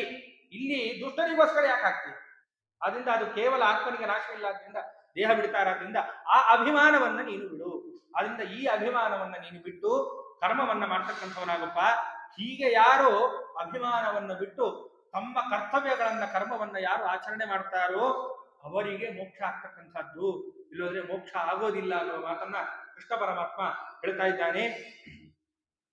ಇದಕ್ಕೆ ರಾಘವೇಂದ್ರ ತೀರ್ಥ ಗುರು ಸಾರ್ವಭೌಮರು ಪುರುಷ ಋಷಭ, ಅಲ್ಲಿ ಪುರುಷ ಎನ್ನುವಂತಹ ಪದವನ್ನ ಗೀತೆಯಲ್ಲಿ ಪ್ರಯೋಗ ಮಾಡಿದ್ದಾರೆ. ಎಲ್ಲಿ? ಪುರುಷಂ ಪುರುಷ ಋಷಭ. ಈ ಪುರುಷ ಎನ್ನುವಂತಹ ಪದಕ್ಕೆ ರಾಘವೇಂದ್ರ ತೀರ್ಥ ಗುರು ಸಾರ್ವಭೌಮರು ವ್ಯಾಖ್ಯಾನ ಮಾಡ್ತಾರೆ. ಎರಡು ವ್ಯಾಖ್ಯಾನ ಇದೆ, ಅದರಲ್ಲಿ ಒಂದು ವ್ಯಾಖ್ಯಾನವನ್ನ ನಾನು ಹೇಳ್ತೇನೆ. ಯದ್ವಾಂತ ತಗೊಂಡು ಪುರು ಅಂತ ಹೇಳಿದ್ರೆ ಪೂರ್ಣಂ ಅಂತ ಅರ್ಥ. ಯಾರು? ಬ್ರಹ್ಮ ಪೂರ್ಣನಾಗಿದ್ದಾನೆ. ಯಾವುದರಿಂದ? ಜ್ಞಾನದಿಂದಲೂ ಪೂರ್ಣನಾಗಿದ್ದಾನೆ, ಗುಣಗಳಿಂದಲೂ ಪೂರ್ಣನಾಗಿದ್ದಾನೆ, ಎಲ್ಲದರಿಂದಲೂ ಪೂರ್ಣನಾಗಿದ್ದಾನೆ. ಗುಣಗಳಿಂದ ಪೂರ್ಣ ಅಂತಂದ್ರೆ ಅನಂತ ಗುಣ ಪರಿಪೂರ್ಣ ಅಂತಂದ್ರೆ ಅನಂತ ಗುಣಗಳಿಂದ ಪೂರ್ಣನಾಗಿದ್ದಾನೆ ಅಂತ ಒಂದು ಅರ್ಥ. ಆದ್ರೆ ಒಂದೊಂದು ಗುಣಗಳು ಕೂಡ ಅನಂತ ಇವೆ, ಆ ಒಂದೊಂದು ಗುಣಗಳು ಅನಂತವಾದ್ದು ಕೂಡ ಪೂರ್ಣವಾಗಿದೆ ಅಂತ ಹಾಗೆ ಇಟ್ಕೊಂಡು ಆ ಕೃಷ್ಣ ಪರಮಾತ್ಮ ಬೃಹಂತ್ಯಸ್ಮಿನ್ ಗುಣ ಅಂತ ಹೇಳಿದಂತೆ ಏನು ಪೂರ್ಣನಾಗಿದ್ದಾನೆ. ಯಾರು? ಗುರು, ಯಾರು? ಪೂರ್ಣನಾದಂತಹ ಈ ಬ್ರಹ್ಮ. ತತ್ಸರತ್ಯವಗಚ್ಚದೀತಿ ಬ್ರಹ್ಮಜ್ಞಾನಿ. ಯಾರು ಆ ಪರಮಾತ್ಮನನ್ನ ತಿಳಿದಕ್ಕಂಥವರು, ಪೂರ್ಣನಾದಂತಹ ಪರಮಾತ್ಮನನ್ನ ತಿಳಿದವರು ಯಾರೋ ಅವನನ್ನ ಪುರುಷ ಅಂತ ಕರಿಬೇಕು ಅಂತ ಹೇಳಿ ಇಲ್ಲಿ ಹೇಳ್ತಕ್ಕಂಥ, ಹೀಗೆ ಈ ರೀತಿಯಲ್ಲಿ ರಾಘವೇಂದ್ರ ತೀರ್ಥ ಗುರು ಸಾರ್ವಭೌಮರು ವ್ಯಾಖ್ಯಾನವನ್ನ ಮಾಡಿದ್ದಾರೆ. ಮುಂದೆ ಈ ಧೀರ ಎನ್ನುವಂತಹ ಪದವನ್ನ ಇಲ್ಲಿ ಪ್ರಯೋಗ ಮಾಡಿದ್ದಾನೆ ಕೃಷ್ಣ ಪರಮಾತ್ಮ. ಈ ಧೀರ ಅನ್ನುವ ಪದಕ್ಕೆ ರಾಘವೇಂದ್ರ ತೀರ್ಥ ಗುರು ಸಾರ್ವಭೌಮರು ವ್ಯಾಖ್ಯಾನವನ್ನ ಮಾಡ್ತಾರೆ. ಸುಖೇ ದುಃಖೇ ಚ ಪ್ರಾಪ್ತೇ ಸತಿ ತತ್ಕಾರ್ಯಯೋ ಉತ್ಸೇಕ ವಿಷಾದಯೋ ಸ್ತಂಭಕ ಪ್ರಯತ್ನವಂತಂ. ಅಂದ್ರೆ ಅಭಿಪ್ರಾಯ ಏನು? ಸುಖ ದುಃಖ ಯಾವುದೇ ಪ್ರಾಪ್ತಿಯಾದರೂ ಕೂಡ ತತ್ಕಾರ್ಯ ಅಂದ್ರೆ ಆ ಸುಖ ದುಃಖದಿಂದ ಆಗಬೇಕಾದಂತಹ ಕಾರ್ಯ ಏನಾಗುತ್ತೆ ಅಂತಂದ್ರೆ, ಸುಖ ಬಂತು ಅಂತಂದ್ರೆ ಉಬ್ಬು ಬಿಡ್ತೇವೆ, ಇಂದ್ರಿಯಗಳೆಲ್ಲ ಪ್ರಫುಲ್ಲವಾಗಿಬಿಡುತ್ತೆ, ಉಬ್ಬು ಬಿಡ್ತೇವೆ. ನನ್ನ ಸಮನಾದವರು ಯಾರು ಅನ್ನುವ ಬುದ್ಧಿ ನಮಗೆ ಬರ್ತಕ್ಕಂಥದ್ದಾಗತ್ತೆ ಸುಖ ಬಂದಾಗ. ವಾದಿರಾಜರು ತುಂಬಾ ಚೆನ್ನಾಗಿ ಹೇಳ್ತಾರೆ ಈ ಗೀತೆಯಲ್ಲಿ ಹೇಳಿದ ಮಾತನ್ನೇ. ಸುಖವು ಬಂದರೆ ನಾನೇ ಸಮರ್ಥ, ದುಃಖ ಬಂದರೆ ಹರಿಯು ಮಾಡ, ರೊಕ್ಕ ಬಂದರೆ ನಾನೇ ಧನಿಕ, ಸಿಕ್ಕಿ ಬಿದ್ದರೆ ಹರಿಯ ವ್ಯಾಪಾರ, ಎನ್ನ ಮನದ ಡೊಂಕ ತಿದ್ದಯ್ಯ ಗೋಪಾಲ ಕೃಷ್ಣ, ಎನ್ನ ಮನದ ಡೊಂಕ ತಿದ್ದಯ್ಯ. ಸುಖ ಬಂದಾಗ ತತ್ಕಾರ್ಯಯೋ, ಏನು ಸುಖ ಬಂದಾಗ ಅದರ ಕಾರ್ಯ ಏನು? ಬಹಳಷ್ಟು ಉತ್ಸಾಹ, ನಮ್ಮಲ್ಲಿ ದೇಹದಲ್ಲಿ ಪ್ರಫುಲ್ಲತೆ ಎಲ್ಲವೂ ಕೂಡ ಬರುತ್ತೆ. ಮತ್ತೆ ದುಃಖ ಬಂದಾಗ ಏನಾಗುತ್ತೆ? ನಿನ್ನೆ ಕೇಳಿದಂತೆ ಇಂದ್ರಿಯಗಳೆಲ್ಲವೂ ಒಣಗಿ ದೇಹ ಕುಗ್ಗಿ ಏನೂ ಮಾಡದೇ ಇದ್ದಂಗೆ ಆಗುತ್ತೆ. ಅದಕ್ಕೆ ನಾವೆಲ್ಲ ಬಹಳ ಬುದ್ಧಿವಂತರು. ಸುಖವು ಅಂದರೆ ನಾನೇ ಸಮರ್ಥ, ಸುಖ ಬಂತು ಅಂದ್ರೆ ಹಿಂಗ್ ನೋಡಿ ಎಷ್ಟು ಚೆನ್ನಾಗಿ ಸುಖ ಬಂತು ಅಂತ ನಮ್ಮನ್ನ ಅನ್ಕೋತೀವಿ. ದುಃಖ ಬಂದಾಗ ಏನೋ ದೇವ್ರು ಮಾಡ್ದಪ್ಪ, ಏನ್ ಮಾಡೋದು, ನಮ್ಮಂತವ್ರ ಮೇಲೆ ದೇವ್ರು ಮಾಡ್ತಾನೆ, ದುಃಖ ಬಂದರೆ ಹರಿವು ಮಾಡ್ದ ಅಂತ ಹೇಳಿ ಹರಿ ಮೇಲೆ ಎತ್ತಾಕ್ಬಿಡೋದು. ಸುಖ ಬಂದ್ರೆ ನನ್ನಿಂದ ಆಯ್ತು ಅನ್ನೋದು, ದುಃಖ ಬಂದ್ರೆ ಏನ್ ಮಾಡೋದಪ್ಪ, ದೇವ್ರು ಇರೋದೇ ಹಾಗೆ, ನಮ್ಗೇನೋ ದುಃಖ ಕೊಡ್ತಾನೆ ಅಂತ ದೇವ್ರ ಮೇಲೆ ಎತ್ತಾಕೋದು. ರೊಕ್ಕ ಬಂದರೆ ನಾನೇ ಸಮರ್ಥ, ದುಡ್ಡು ಬಂತು ಅಂತಂದ್ರೆ ನೋಡಪ್ಪ ಹೆಂಗ್ ಸಂಪಾದನೆ ಮಾಡಿದೀನಿ ಅಂತ. ಆಮೇಲೆ ತಪ್ಪು ಮಾರ್ಗದಲ್ಲಿ ಸಂಪಾದನೆ ಮಾಡಿರ್ತೀವಿ, ಸಿಕ್ಕಿ ಬಿದ್ಮೇಲೆ ಎಲ್ಲ ಹರಿಯ ವ್ಯಾಪಾರ, ಏನ್ ಮಾಡೋದಪ್ಪ, ಎಲ್ಲ ದೇವ್ರು ಮಾಡಿಸ್ತಾನೆ ಅಂತ ಹಿಂಗೆ ಮಾತಾಡ್ತಾರಲ್ಲ, ಇವೆಲ್ಲವೂ ಕೂಡ ಮನೋಮಾಲಿನ್ಯ. ಇದೆಲ್ಲವನ್ನು ತೆಗಿ ಗೋಪಾಲಕೃಷ್ಣ ಅಂತ ರಾಜರಾಜೇಶ್ವರ ಸಾರ್ವಭೌಮರು ಏನ್ ಬೇಡ್ಕೊಂಡಿದ್ದಾರೋ ಇಲ್ಲಿ ಹೇಳಿದ್ದೆ.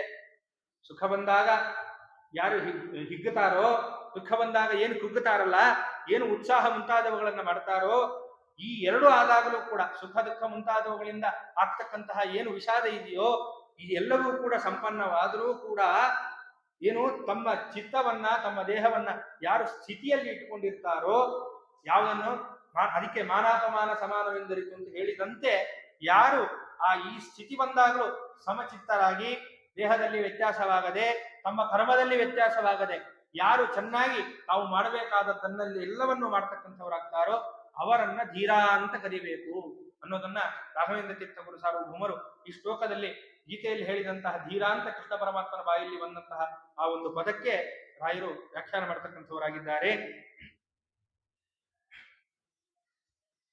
ಮುಂದೆ ಇನ್ನೊಂದು ಶ್ಲೋಕದಲ್ಲಿ ಹೇಳ್ತಾರೆ, ನಾಸತೋ ವಿದ್ಯತೆ ಭಾವೋ ನಾಭಾವೋ ವಿದ್ಯತೆ ಸತಃ ಉಭಯೋರಪಿ ದೃಷ್ಟಾಂತೋ ಸ್ವನಯೋ ತತ್ವದರ್ಶಿಭಿ ಅನ್ನುವ ಮಾತನ್ನು ಕೃಷ್ಣ ಪರಮಾತ್ಮ ಉಪದೇಶ ಮಾಡ್ತಾನೆ. ಏನು,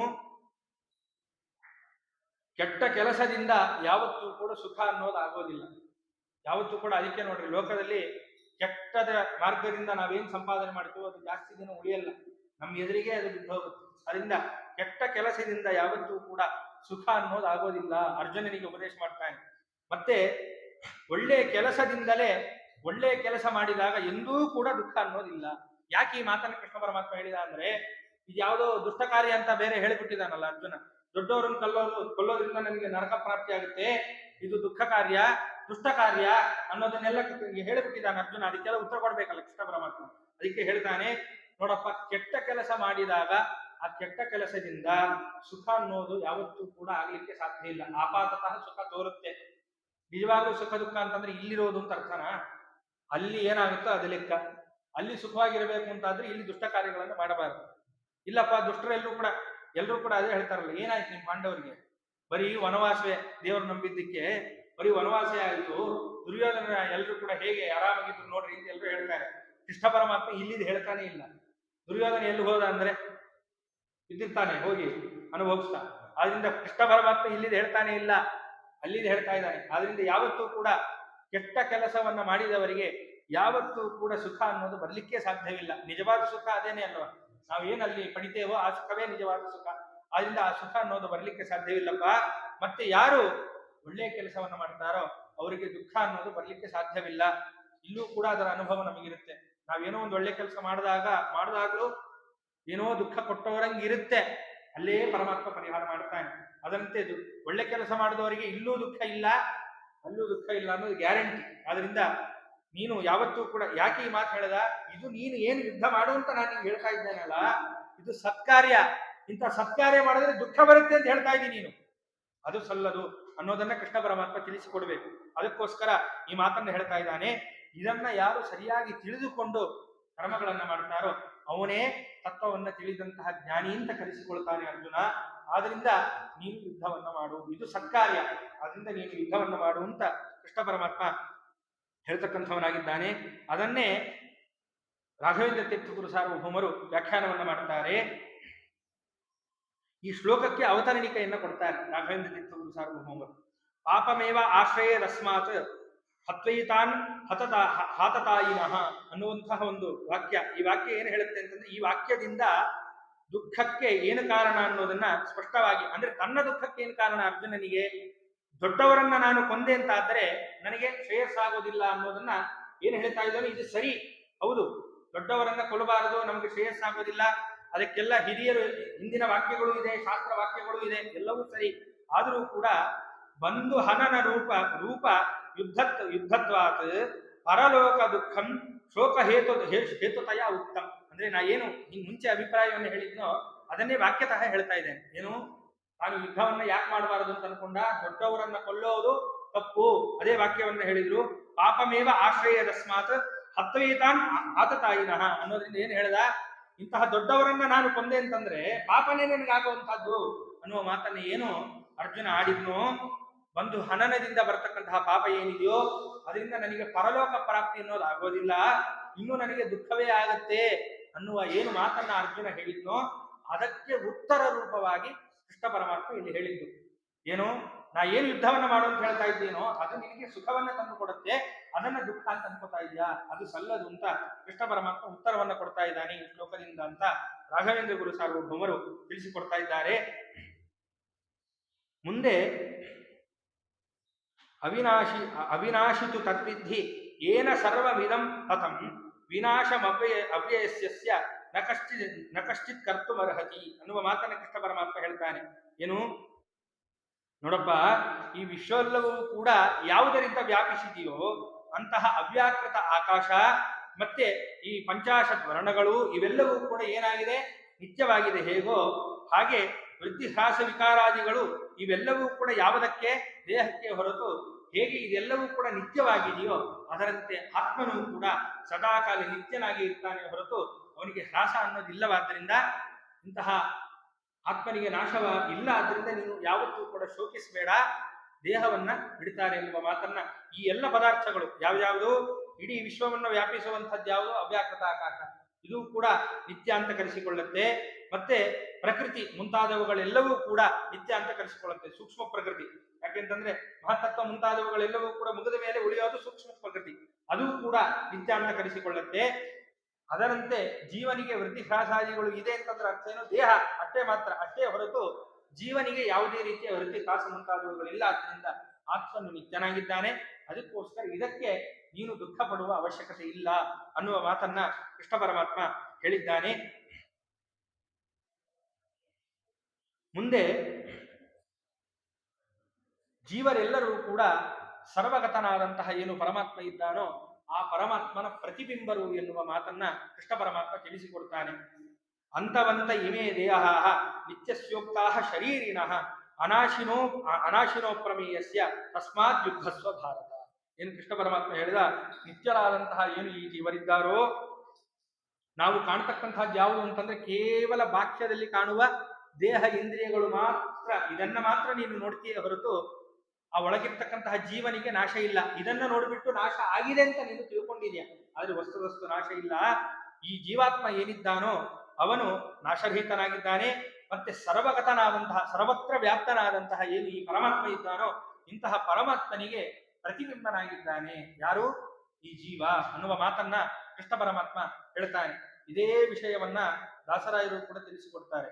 ಬಿಂಬವು ನೀನಂತೆ ಕನ್ನಡಿಯೋಳು ಪ್ರತಿ ಬಿಂಬವು ನಾನಂತೆ ಯೋಗಿ ಪ್ರಸನ್ನ ಬಿಂಬದ ವಿಧ ಧ್ಯಾನದಿಂದ ಪ್ರತಿ ಬಿಂಬದಿ ಬಿಂಬವ ನೋಡುವೆನಂತೆ ಆಟವನಾಡುವ ಬಾರೋ ಕೃಷ್ಣ ನೋಟಕ್ಕೆ ಜನಗಳ ಊಟವು ಕಾದಿದೆ. ಬಿಂಬ ಪ್ರತಿಬಿಂಬ ಭಾವವೇ ಇರ್ತಕ್ಕಂಥದ್ದು ಏನು, ಏನು ಆ ಬಿಂಬನಾದಂತಹ ಪರಮಾತ್ಮ ಇದ್ದಾನೋ, ಈ ಪ್ರತಿಬಿಂಬನಾದಂತಹ ಈ ಜೀವ ಏನಿದ್ದಾನೋ, ಈ ಪ್ರತಿಬಿಂಬನಾದಂತಹ ಜೀವ ಆ ಬಿಂಬ ಆ ಪರಮಾತ್ಮನನ್ನ ಕಂಡ್ರೇನೆ ಅವನಿಗೆ ಪ್ರಸನ್ನತೆ ಎನ್ನುವುದು ದೊರಕುತ್ತೆ, ಏನು ಮೋಕ್ಷ ಪ್ರಾಪ್ತಿ ಆಗುತ್ತೆ ಎನ್ನುವ ಅರ್ಥದಲ್ಲಿ ಈ ದೇವನಾಮ ಇದೆ. ಅದರಂತೆ ಇಲ್ಲೂ ಕೂಡ ಪರಮಾತ್ಮ ಏನು ಹೇಳಿದ, ಈ ಬಿಂಬನಾಗಿದ್ದಾನೆ ಪರಮಾತ್ಮ, ಸರ್ವಗತನಾದಂತಹ ಪರಮಾತ್ಮ ಬಿಂಬನಾಗಿದ್ದಾನೆ. ಇಂತಹ ಬಿಂಬನಾದಂತಹ ಪರಮಾತ್ಮ ಏನಿದ್ದಾನೋ ಇವನಿಗೆ ಪ್ರತಿಬಿಂಬನಾಗಿ ಈ ಜೀವಾತ್ಮ ಅನ್ನೋನಿದ್ದಾನಪ್ಪ ಅನ್ನುವ ಮಾತನ್ನ ಯಾರು ಕೃಷ್ಣ ಪರಮಾತ್ಮ ಹೇಳ್ತಾನೆ. ಇದರ ಮೇಲೆ ರಾಘವೇಂದ್ರ ಗುರು ಸಾರ್ವಭೌಮರು ಅನೇಕ ಪೂರ್ವ ಪಕ್ಷಗಳನ್ನ ಮಾಡಿಕೊಳ್ತಾರೆ. ಯಾವುದು ಆ ಗೀತಾ ವಿವೃತ್ತಿಯಲ್ಲಿ ಏನು ಅಂತಂದ್ರೆ, ನಾನು ರೂಪಂ ಪ್ರತಿರೂಪೋ ಬಭುವ ಅಂತ ಕಾಟಕ ಶ್ರುತಿ. ಈ ಶ್ರುತಿ ಏನು ಹೇಳುತ್ತೆ ಅಂತಂದ್ರೆ, ಜೀವ ಮತ್ತು ಪರಮಾತ್ಮರಿಗೆ ಬಿಂಬ ಪ್ರತಿಬಿಂಬ ಭಾವ ಇದೆ ಅನ್ನೋದನ್ನ ಈ ಶ್ರುತಿ ಹೇಳ್ತಕ್ಕಂಥದ್ದಾಗುತ್ತೆ. ಇಲ್ಲಿ ಬಿಂಬ ಪ್ರತಿಬಿಂಬ ಭಾವ ಬರಬೇಕು ಅಂತಂದ್ರೆ ಮಧ್ಯ ಒಂದು ಉಪಾಧಿ ಬೇಕು. ಈಗ ಉದಾಹರಣೆಗೆ ಕನ್ನಡಿ ಮುಂದೆ ನಾವು ಹೋಗಿ ನಿಂತ್ಕೊಳ್ತೇವೆ, ಬಿಂಬ ಏನು ನಾವು ಹೋಗಿ ನಿಂತುಕೊಂಡಾಗ ನಮ್ಮ ಪ್ರತಿಬಿಂಬ ಕನ್ನಡಿಯಲ್ಲಿ ಬೀಳ್ತಕ್ಕಂಥದ್ದಾಗುತ್ತೆ. ಮಧ್ಯ ಉಪಾಧಿ ಯಾವುದಾಗುತ್ತೆ? ಕನ್ನಡಿಯ ಆಗುತ್ತೆ. ಈಗ ಇಲ್ಲಿ ಪ್ರಶ್ನೆ ಏನು ಅಂತಂದ್ರೆ, ಈ ದೇಹ ಏನಿದೆಯಲ್ಲ, ಈ ದೇಹ ಬಿಂಬ ಪ್ರತಿಬಿಂಬ ಭಾವ ಪರಮಾತ್ಮನಿಗಿರೋದು. ಅಲ್ಲಿ ಕನ್ನಡಿ ನಾಶ ಆಯ್ತು ಅಂತಾದ್ರೆ ಪ್ರತಿಬಿಂಬಕ್ಕೆ ನಾಶ ಉಂಟು ಇಲ್ವ? ಇದೆ. ಆದ್ರಿಂದ ಜೀವ ನೀವು ನಿತ್ಯ ಅಂತ ಹೇಳಿದ್ರಿ, ಇದು ಹೇಗೆ ಸಾಧ್ಯ ಅಂತ. ಹೇಗೆ ಉದಾಹರಣೆಯಲ್ಲಿ ಕನ್ನಡಿ ಒಡಿತು ಅಂತಾದ್ರೆ, ಕನ್ನಡಿ ಒಡೆದು ಬಿಟ್ರೆ ಪ್ರತಿಬಿಂಬಕ್ಕೆ ನಾಶ ಉಂಟೋ ಇಲ್ವ? ಕನ್ನಡಿಯಲ್ಲಿ ಕಾಣುವಂತಹ ಪ್ರತಿಬಿಂಬಕ್ಕೂ ನಾಶ ಇದೆ. ಅದರಂತೆ ಇಲ್ಲಿ ಏನು, ಇಲ್ಲಿ ಯಾವುದು ಇಲ್ಲಿ ಉಪಾಧಿ ಅಂತಂದ್ರೆ, ಇಲ್ಲಿ ಪರಮಾತ್ಮನೇ ಉಪಾಧಿಯಾಗಿದ್ದಾನೆ. ಈ ಉಪಾಧಿಯಾದಂತಹ ಪರಮಾತ್ಮ ಏನಿದ್ದಾನೋ ಅವನಿಗೆ ನಾಶ ಬಂದ್ಬಿಟ್ರೆ ವಸ್ತುದಸ್ತು ನಾಶ ಇಲ್ಲ. ಇದರ ಮೇಲೆ ಪೂರ್ವಪಕ್ಷ ಮಾತ್ರ, ಎರಡು ಪೂರ್ವಪಕ್ಷಗಳನ್ನು ಮಾಡ್ಕೊಳ್ತಾರೆ. ಅದರಿಂದ ನಾಶವಾಗಿ ಬಿಟ್ರೆ ಜೀವನಿಗೂ ನಾಶ ಆಗಬೇಕಾಗುತ್ತೆ. ಈಗ ಜೀವನಿಗೆ ಇರ್ತಕ್ಕಂತಹ ದೇಹ ನಾಶವಾಯಿತು ಅಂತಾದ್ರೂ ಕೂಡ ಆ ಬಿಂಬವೂ ಕೂಡ ನಾಶವಾಯಿತು ಅಂತಾದ್ರೆ ಪ್ರತಿಬಿಂಬಕ್ಕೂ ನಾಶ ಉಂಟಲ್ಲ ಅಂತ ಒಂದು ಪೂರ್ವಪಕ್ಷ. ಇನ್ನೊಂದು ಏನಂದ್ರೆ, ಕನ್ನಡಿ ಮುಂದೆ ಈ ನಾವು ಹಲವಾರು ಬಾರಿ ಹೀಗೆ ಹೋಗಿ ಬಂದ್ವಿ ಅಂತ ಮಾಡಿದ್ರು ಕೂಡ ಅಲ್ಲಿ ಪ್ರತಿಬಿಂಬಕ್ಕೆ ನಾಶ ಇದೆ.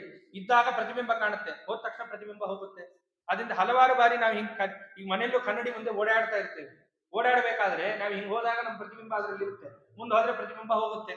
ಹೀಗೆ ಪ್ರತಿಬಿಂಬಕ್ಕೆ ಅನೇಕ ಬಾರಿ ನಾಶ ಇದೆಯಲ್ಲಪ್ಪ ಅಂತ ಪ್ರಶ್ನೆ ಮಾಡಿದ್ರೆ ಅದಕ್ಕೆ ಉತ್ತರವನ್ನು ಕೊಟ್ಟರು ರಾಯರು.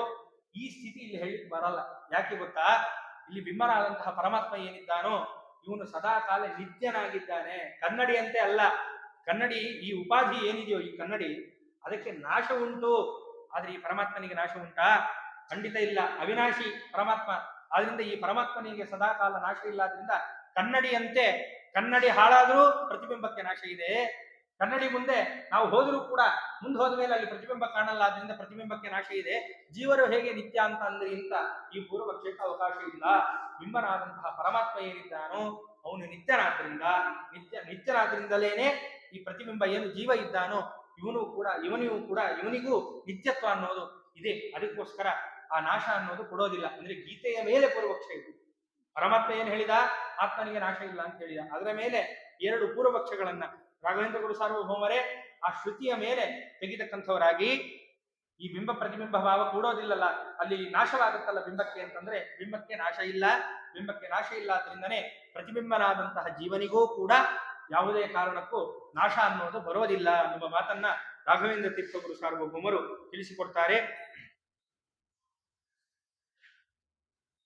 ತದನಂತರದಲ್ಲಿ ಕೃಷ್ಣ ಪರಮಾತ್ಮ ಮುಂದಿನ ಶ್ಲೋಕದಲ್ಲಿ ಹೇಳ್ತಾನೆ, ಯ ಏನಂ ವೇತ್ತಿ ಹಂತಾರಂ ಎಷ್ಟೇನಂ ಮನ್ಯತೆ ಹತಂ ಉಭೌತೌನ ವಿಜಾನೀತೌ ನಾಯಂ ಹಂತಿ ನ ಹನ್ಯತೆ ಅನ್ನುವ ಮಾತನ್ನು ಕೃಷ್ಣ ಪರಮಾತ್ಮ ಹೇಳ್ತಾನೆ. ಈ ಶ್ಲೋಕದಿಂದ ವಿಶೇಷವಾಗಿ ಏನ್ ಹೇಳ್ತಾನೆ ಅಂತಂದ್ರೆ, ಜೀವನು ಯಾವತ್ತೂ ಕೂಡ ಸ್ವತಂತ್ರನಾಗಿ ಇನ್ನೊಬ್ಬರನ್ನ ಕೊಲ್ಲಿಕ್ಕಾಗೋದಿಲ್ಲ ಅನ್ನುವ ಮಾತನ್ನ ಕೃಷ್ಣ ಪರಮಾತ್ಮ ತಿಳಿಸ್ಕೊಡ್ತಾನೆ. ಇಲ್ಲ ಅರ್ಜುನ ಏನ್ ಅನ್ಕೊಂಡ್ಬಿಟ್ಟಿದ್ದಾನೆ, ನಾನೇ ಕೊಲ್ತಾ ಇದ್ದೀನಿ ಎಲ್ಲವನ್ನು ಎಲ್ಲ ಹೇಗಿದೆ ಕ್ರಮ ಅಂತಂದ್ರೆ ಅಲ್ಲಿ ಏನೇನೇನೇನು ಅರ್ಜುನ ಹೇಳಿದಾನೋ ಎಲ್ಲವನ್ನ ಹಾಗಾಗೇ ಕೃಷ್ಣ ಪರಮಾತ್ಮ ಒಂದೊಂದೇ ತಗೊಂಡು ಉತ್ತರವನ್ನು ಕೊಡ್ತಾನೆ. ಅದರಿಂದ ಕೃಷ್ಣ ಪರಮಾತ್ಮ ಏನ್ ಹೇಳಿದ, ಯಾರು ಇನ್ನೊಬ್ಬರನ್ನ ಕೊಲ್ಲಿಕ್ಕೆ ಸಾಧ್ಯ ಇಲ್ಲಪ್ಪ ಅರ್ಜುನ. ಅದರಿಂದ ಸ್ವತಂತ್ರನಾಗಿ ಯಾವುದೇ ಒಬ್ಬ ವ್ಯಕ್ತಿ ತಾನು ಯಾರನ್ನೂ ಕೊಲ್ಲಿಕ್ಕೆ ಸಾಧ್ಯ ಇಲ್ಲ. ಆದ್ರಿಂದ ಈಗ ನಾನು ಸಾಯಿಸ್ತಾ ಇದ್ದೇನೆ ಅಂತ ನೀ ಏನ್ ಅನ್ಕೊಳ್ತಾ ಇದೆಯೋ ಅದು ಕೂಡೋದಿಲ್ಲ. ಆದ್ರಿಂದ ಮಾಡಿಸೋನು ಬೇರೆ, ಪರಮಾತ್ಮ ಇದ್ದು ಈ ಎಲ್ಲ ಕೆಲಸಗಳನ್ನ ಮಾಡಿಸ್ತಾನೆ. ಆದ್ರಿಂದ ನಿನಗೆ ಸ್ವತಂತ್ರವಿಲ್ಲವಾದ್ರಿಂದ ನೀನು ಕೊಲ್ತಾ ಇದ್ದೀನಿ ಅಂತ ಏನು ಅನ್ಕೊಳ್ತಿದ್ಯೋ ಅದು ಹೆಂಗಪ್ಪ ಕೊಡುತ್ತೆ. ಅದರಿಂದ ಈ ಶೋಕವನ್ನ ನೀನು ಮಾಡ್ತಕ್ಕಂಥವನಾಗಬೇಡ. ಮತ್ತೆ ನಾನು ಸಾಯಿಸ್ತಾ ಇದ್ದೇನೆ ಅವರು ಸಾಯ್ತಾ ಇದ್ದಾರೆ ಅಂತ ಏನ್ ಅನ್ಕೊಳ್ತಾ ಇದೆಯೋ ಇದು ಕೂಡ ಭ್ರಾಂತಿನೇ. ಯಾಕೆ ನಡೆಸ್ತಾ ಇರೋದೇ ಬೇರೆ, ಆದ್ರಿಂದ ಇದು ಕೂಡ ಸಲ್ಲದು ಅನ್ನುವ ಮಾತನ್ನ ಕೃಷ್ಣ ಪರಮಾತ್ಮ ಹೇಳಿ, ಯಾಕೆ ಅಂದ್ರೆ ನೀನು ಯಾವತ್ತೂ ಕೂಡ ಸ್ವತಂತ್ರನಾಗಿ ನೀನು ಕೊಲ್ಲುವವನೂ ಅಲ್ಲ, ಅವರು ಸ್ವರೂಪತಃ ಸಾಯುವವರು ಅಲ್ಲ. ಯಾಕೆ ಆತ್ಮನಿಗೆ ಸ್ವರೂಪತಃ ನಾಶ ಇಲ್ಲವೇ ಇಲ್ಲ, ಯಾವುದೇ ಕಾಲಕ್ಕೂ ಇಲ್ಲ. ಅದರಿಂದ ಸ್ವತಂತ್ರವಾಗಿ ಕೊಲ್ಲುವ ಒಂದು ಸ್ಥಿತಿಯೇ ನಿನಗಿಲ್ಲ ಅಂತಾದ್ರೆ ನಾನು ಅವರನ್ನು ಸಾಯಿಸ್ತಾ ಇದ್ದೀನಿ ಅಂತ ನೀನು ಅನ್ಕೊಳ್ಳಿಕ್ಕೆ ಸಾಧ್ಯ ಇಲ್ಲ. ಅಥವಾ ನೀನು ಕೊಲ್ತಿ ಅಂತ ಅನ್ಕೊಂಡ್ರೂ ಕೂಡ ಸ್ವರೂಪತಃ ನಿತ್ಯರಾದಂತಹ ಜೀವರಿಗೆ ಯಾವತ್ತೂ ಕೂಡ ಸಾವಿಲ್ಲವಾದ್ರಿಂದ ಸಾಯದೇ ಇರತಕ್ಕಂತಹ ಇವರಿಗೋಸ್ಕರ ನೀನು ಯಾಕೆ ದುಃಖವನ್ನು ಪಡ್ತಿ? ದುಃಖವನ್ನು ಕೊಟ್ಟು ಯಾಕೆ ನೀನು ಯುದ್ಧವನ್ನು ಮಾಡೋದಿಲ್ಲ ಅಂತ ನಿನ್ನ ಕರ್ತವ್ಯದಿಂದ, ಹಿಂದೆ ಹೇಳಿದಂತೆ ಅದು ಅಧರ್ಮ ಅಂತ ಅನ್ನಿಸ್ಕೊಳ್ಳತ್ತೆ. ಆದ್ರಿಂದ ನಿನ್ನ ಕರ್ತವ್ಯದಿಂದ ನೀನು ಯಾಕೆ ದೂರ ಬರ್ತಾ ಇದ್ದಿ ಎನ್ನುವ ಮಾತನ್ನ ಕೃಷ್ಣ ಪರಮಾತ್ಮ ಈ ಎಲ್ಲ ವಿಚಾರಗಳನ್ನ ಅರ್ಜುನನಿಗೆ ಹೇಳಿದ ಅನ್ನುವ ಈ ಎಂಬಲ್ಲಿಗೆ ಇವತ್ತಿನ ಉಪನ್ಯಾಸವನ್ನ ತುಂಬಾ ತಡವಾಗಿ ಬಂದಿದ್ದಕ್ಕೆ ಎಲ್ಲ ದೊಡ್ಡವರು ಮನ್ನಿಸಬೇಕು. ಇವತ್ತಿನ ಉಪನ್ಯಾಸವನ್ನ ಅಸ್ಮತ್ ಗುರುವಂತರ್ಗತ ರಾಘವೇಂದ್ರ ತೀರ್ಥ ಗುರುವಂತರ್ಗತ ಭಾರತೀಯ ರಮಣ ಮುಖ್ಯ ಪ್ರಾಣಾಂತರ್ಗತನಾದಂತಹ ಏನು ಆ ರಾಮಚಂದ್ರ ಇದ್ದಾನೋ ಆ ರಾಮಚಂದ್ರ ದೇವರಲ್ಲಿ ನನ್ನ ಎರಡು ಮಾತುಗಳನ್ನ ಸಮರ್ಪಣೆ ಮಾಡ್ತೇನೆ. ಶ್ರೀಕೃಷ್ಣಾರ್ಪಣಮಸ್ತು, ಶ್ರೀ ಮಧ್ವೇಶಾರ್ಪಣಮಸ್ತು. ನಾಳೆ ಮಾಮೂಲಿ 6 ಕಾಲಿಗೆ ನಾಳೆ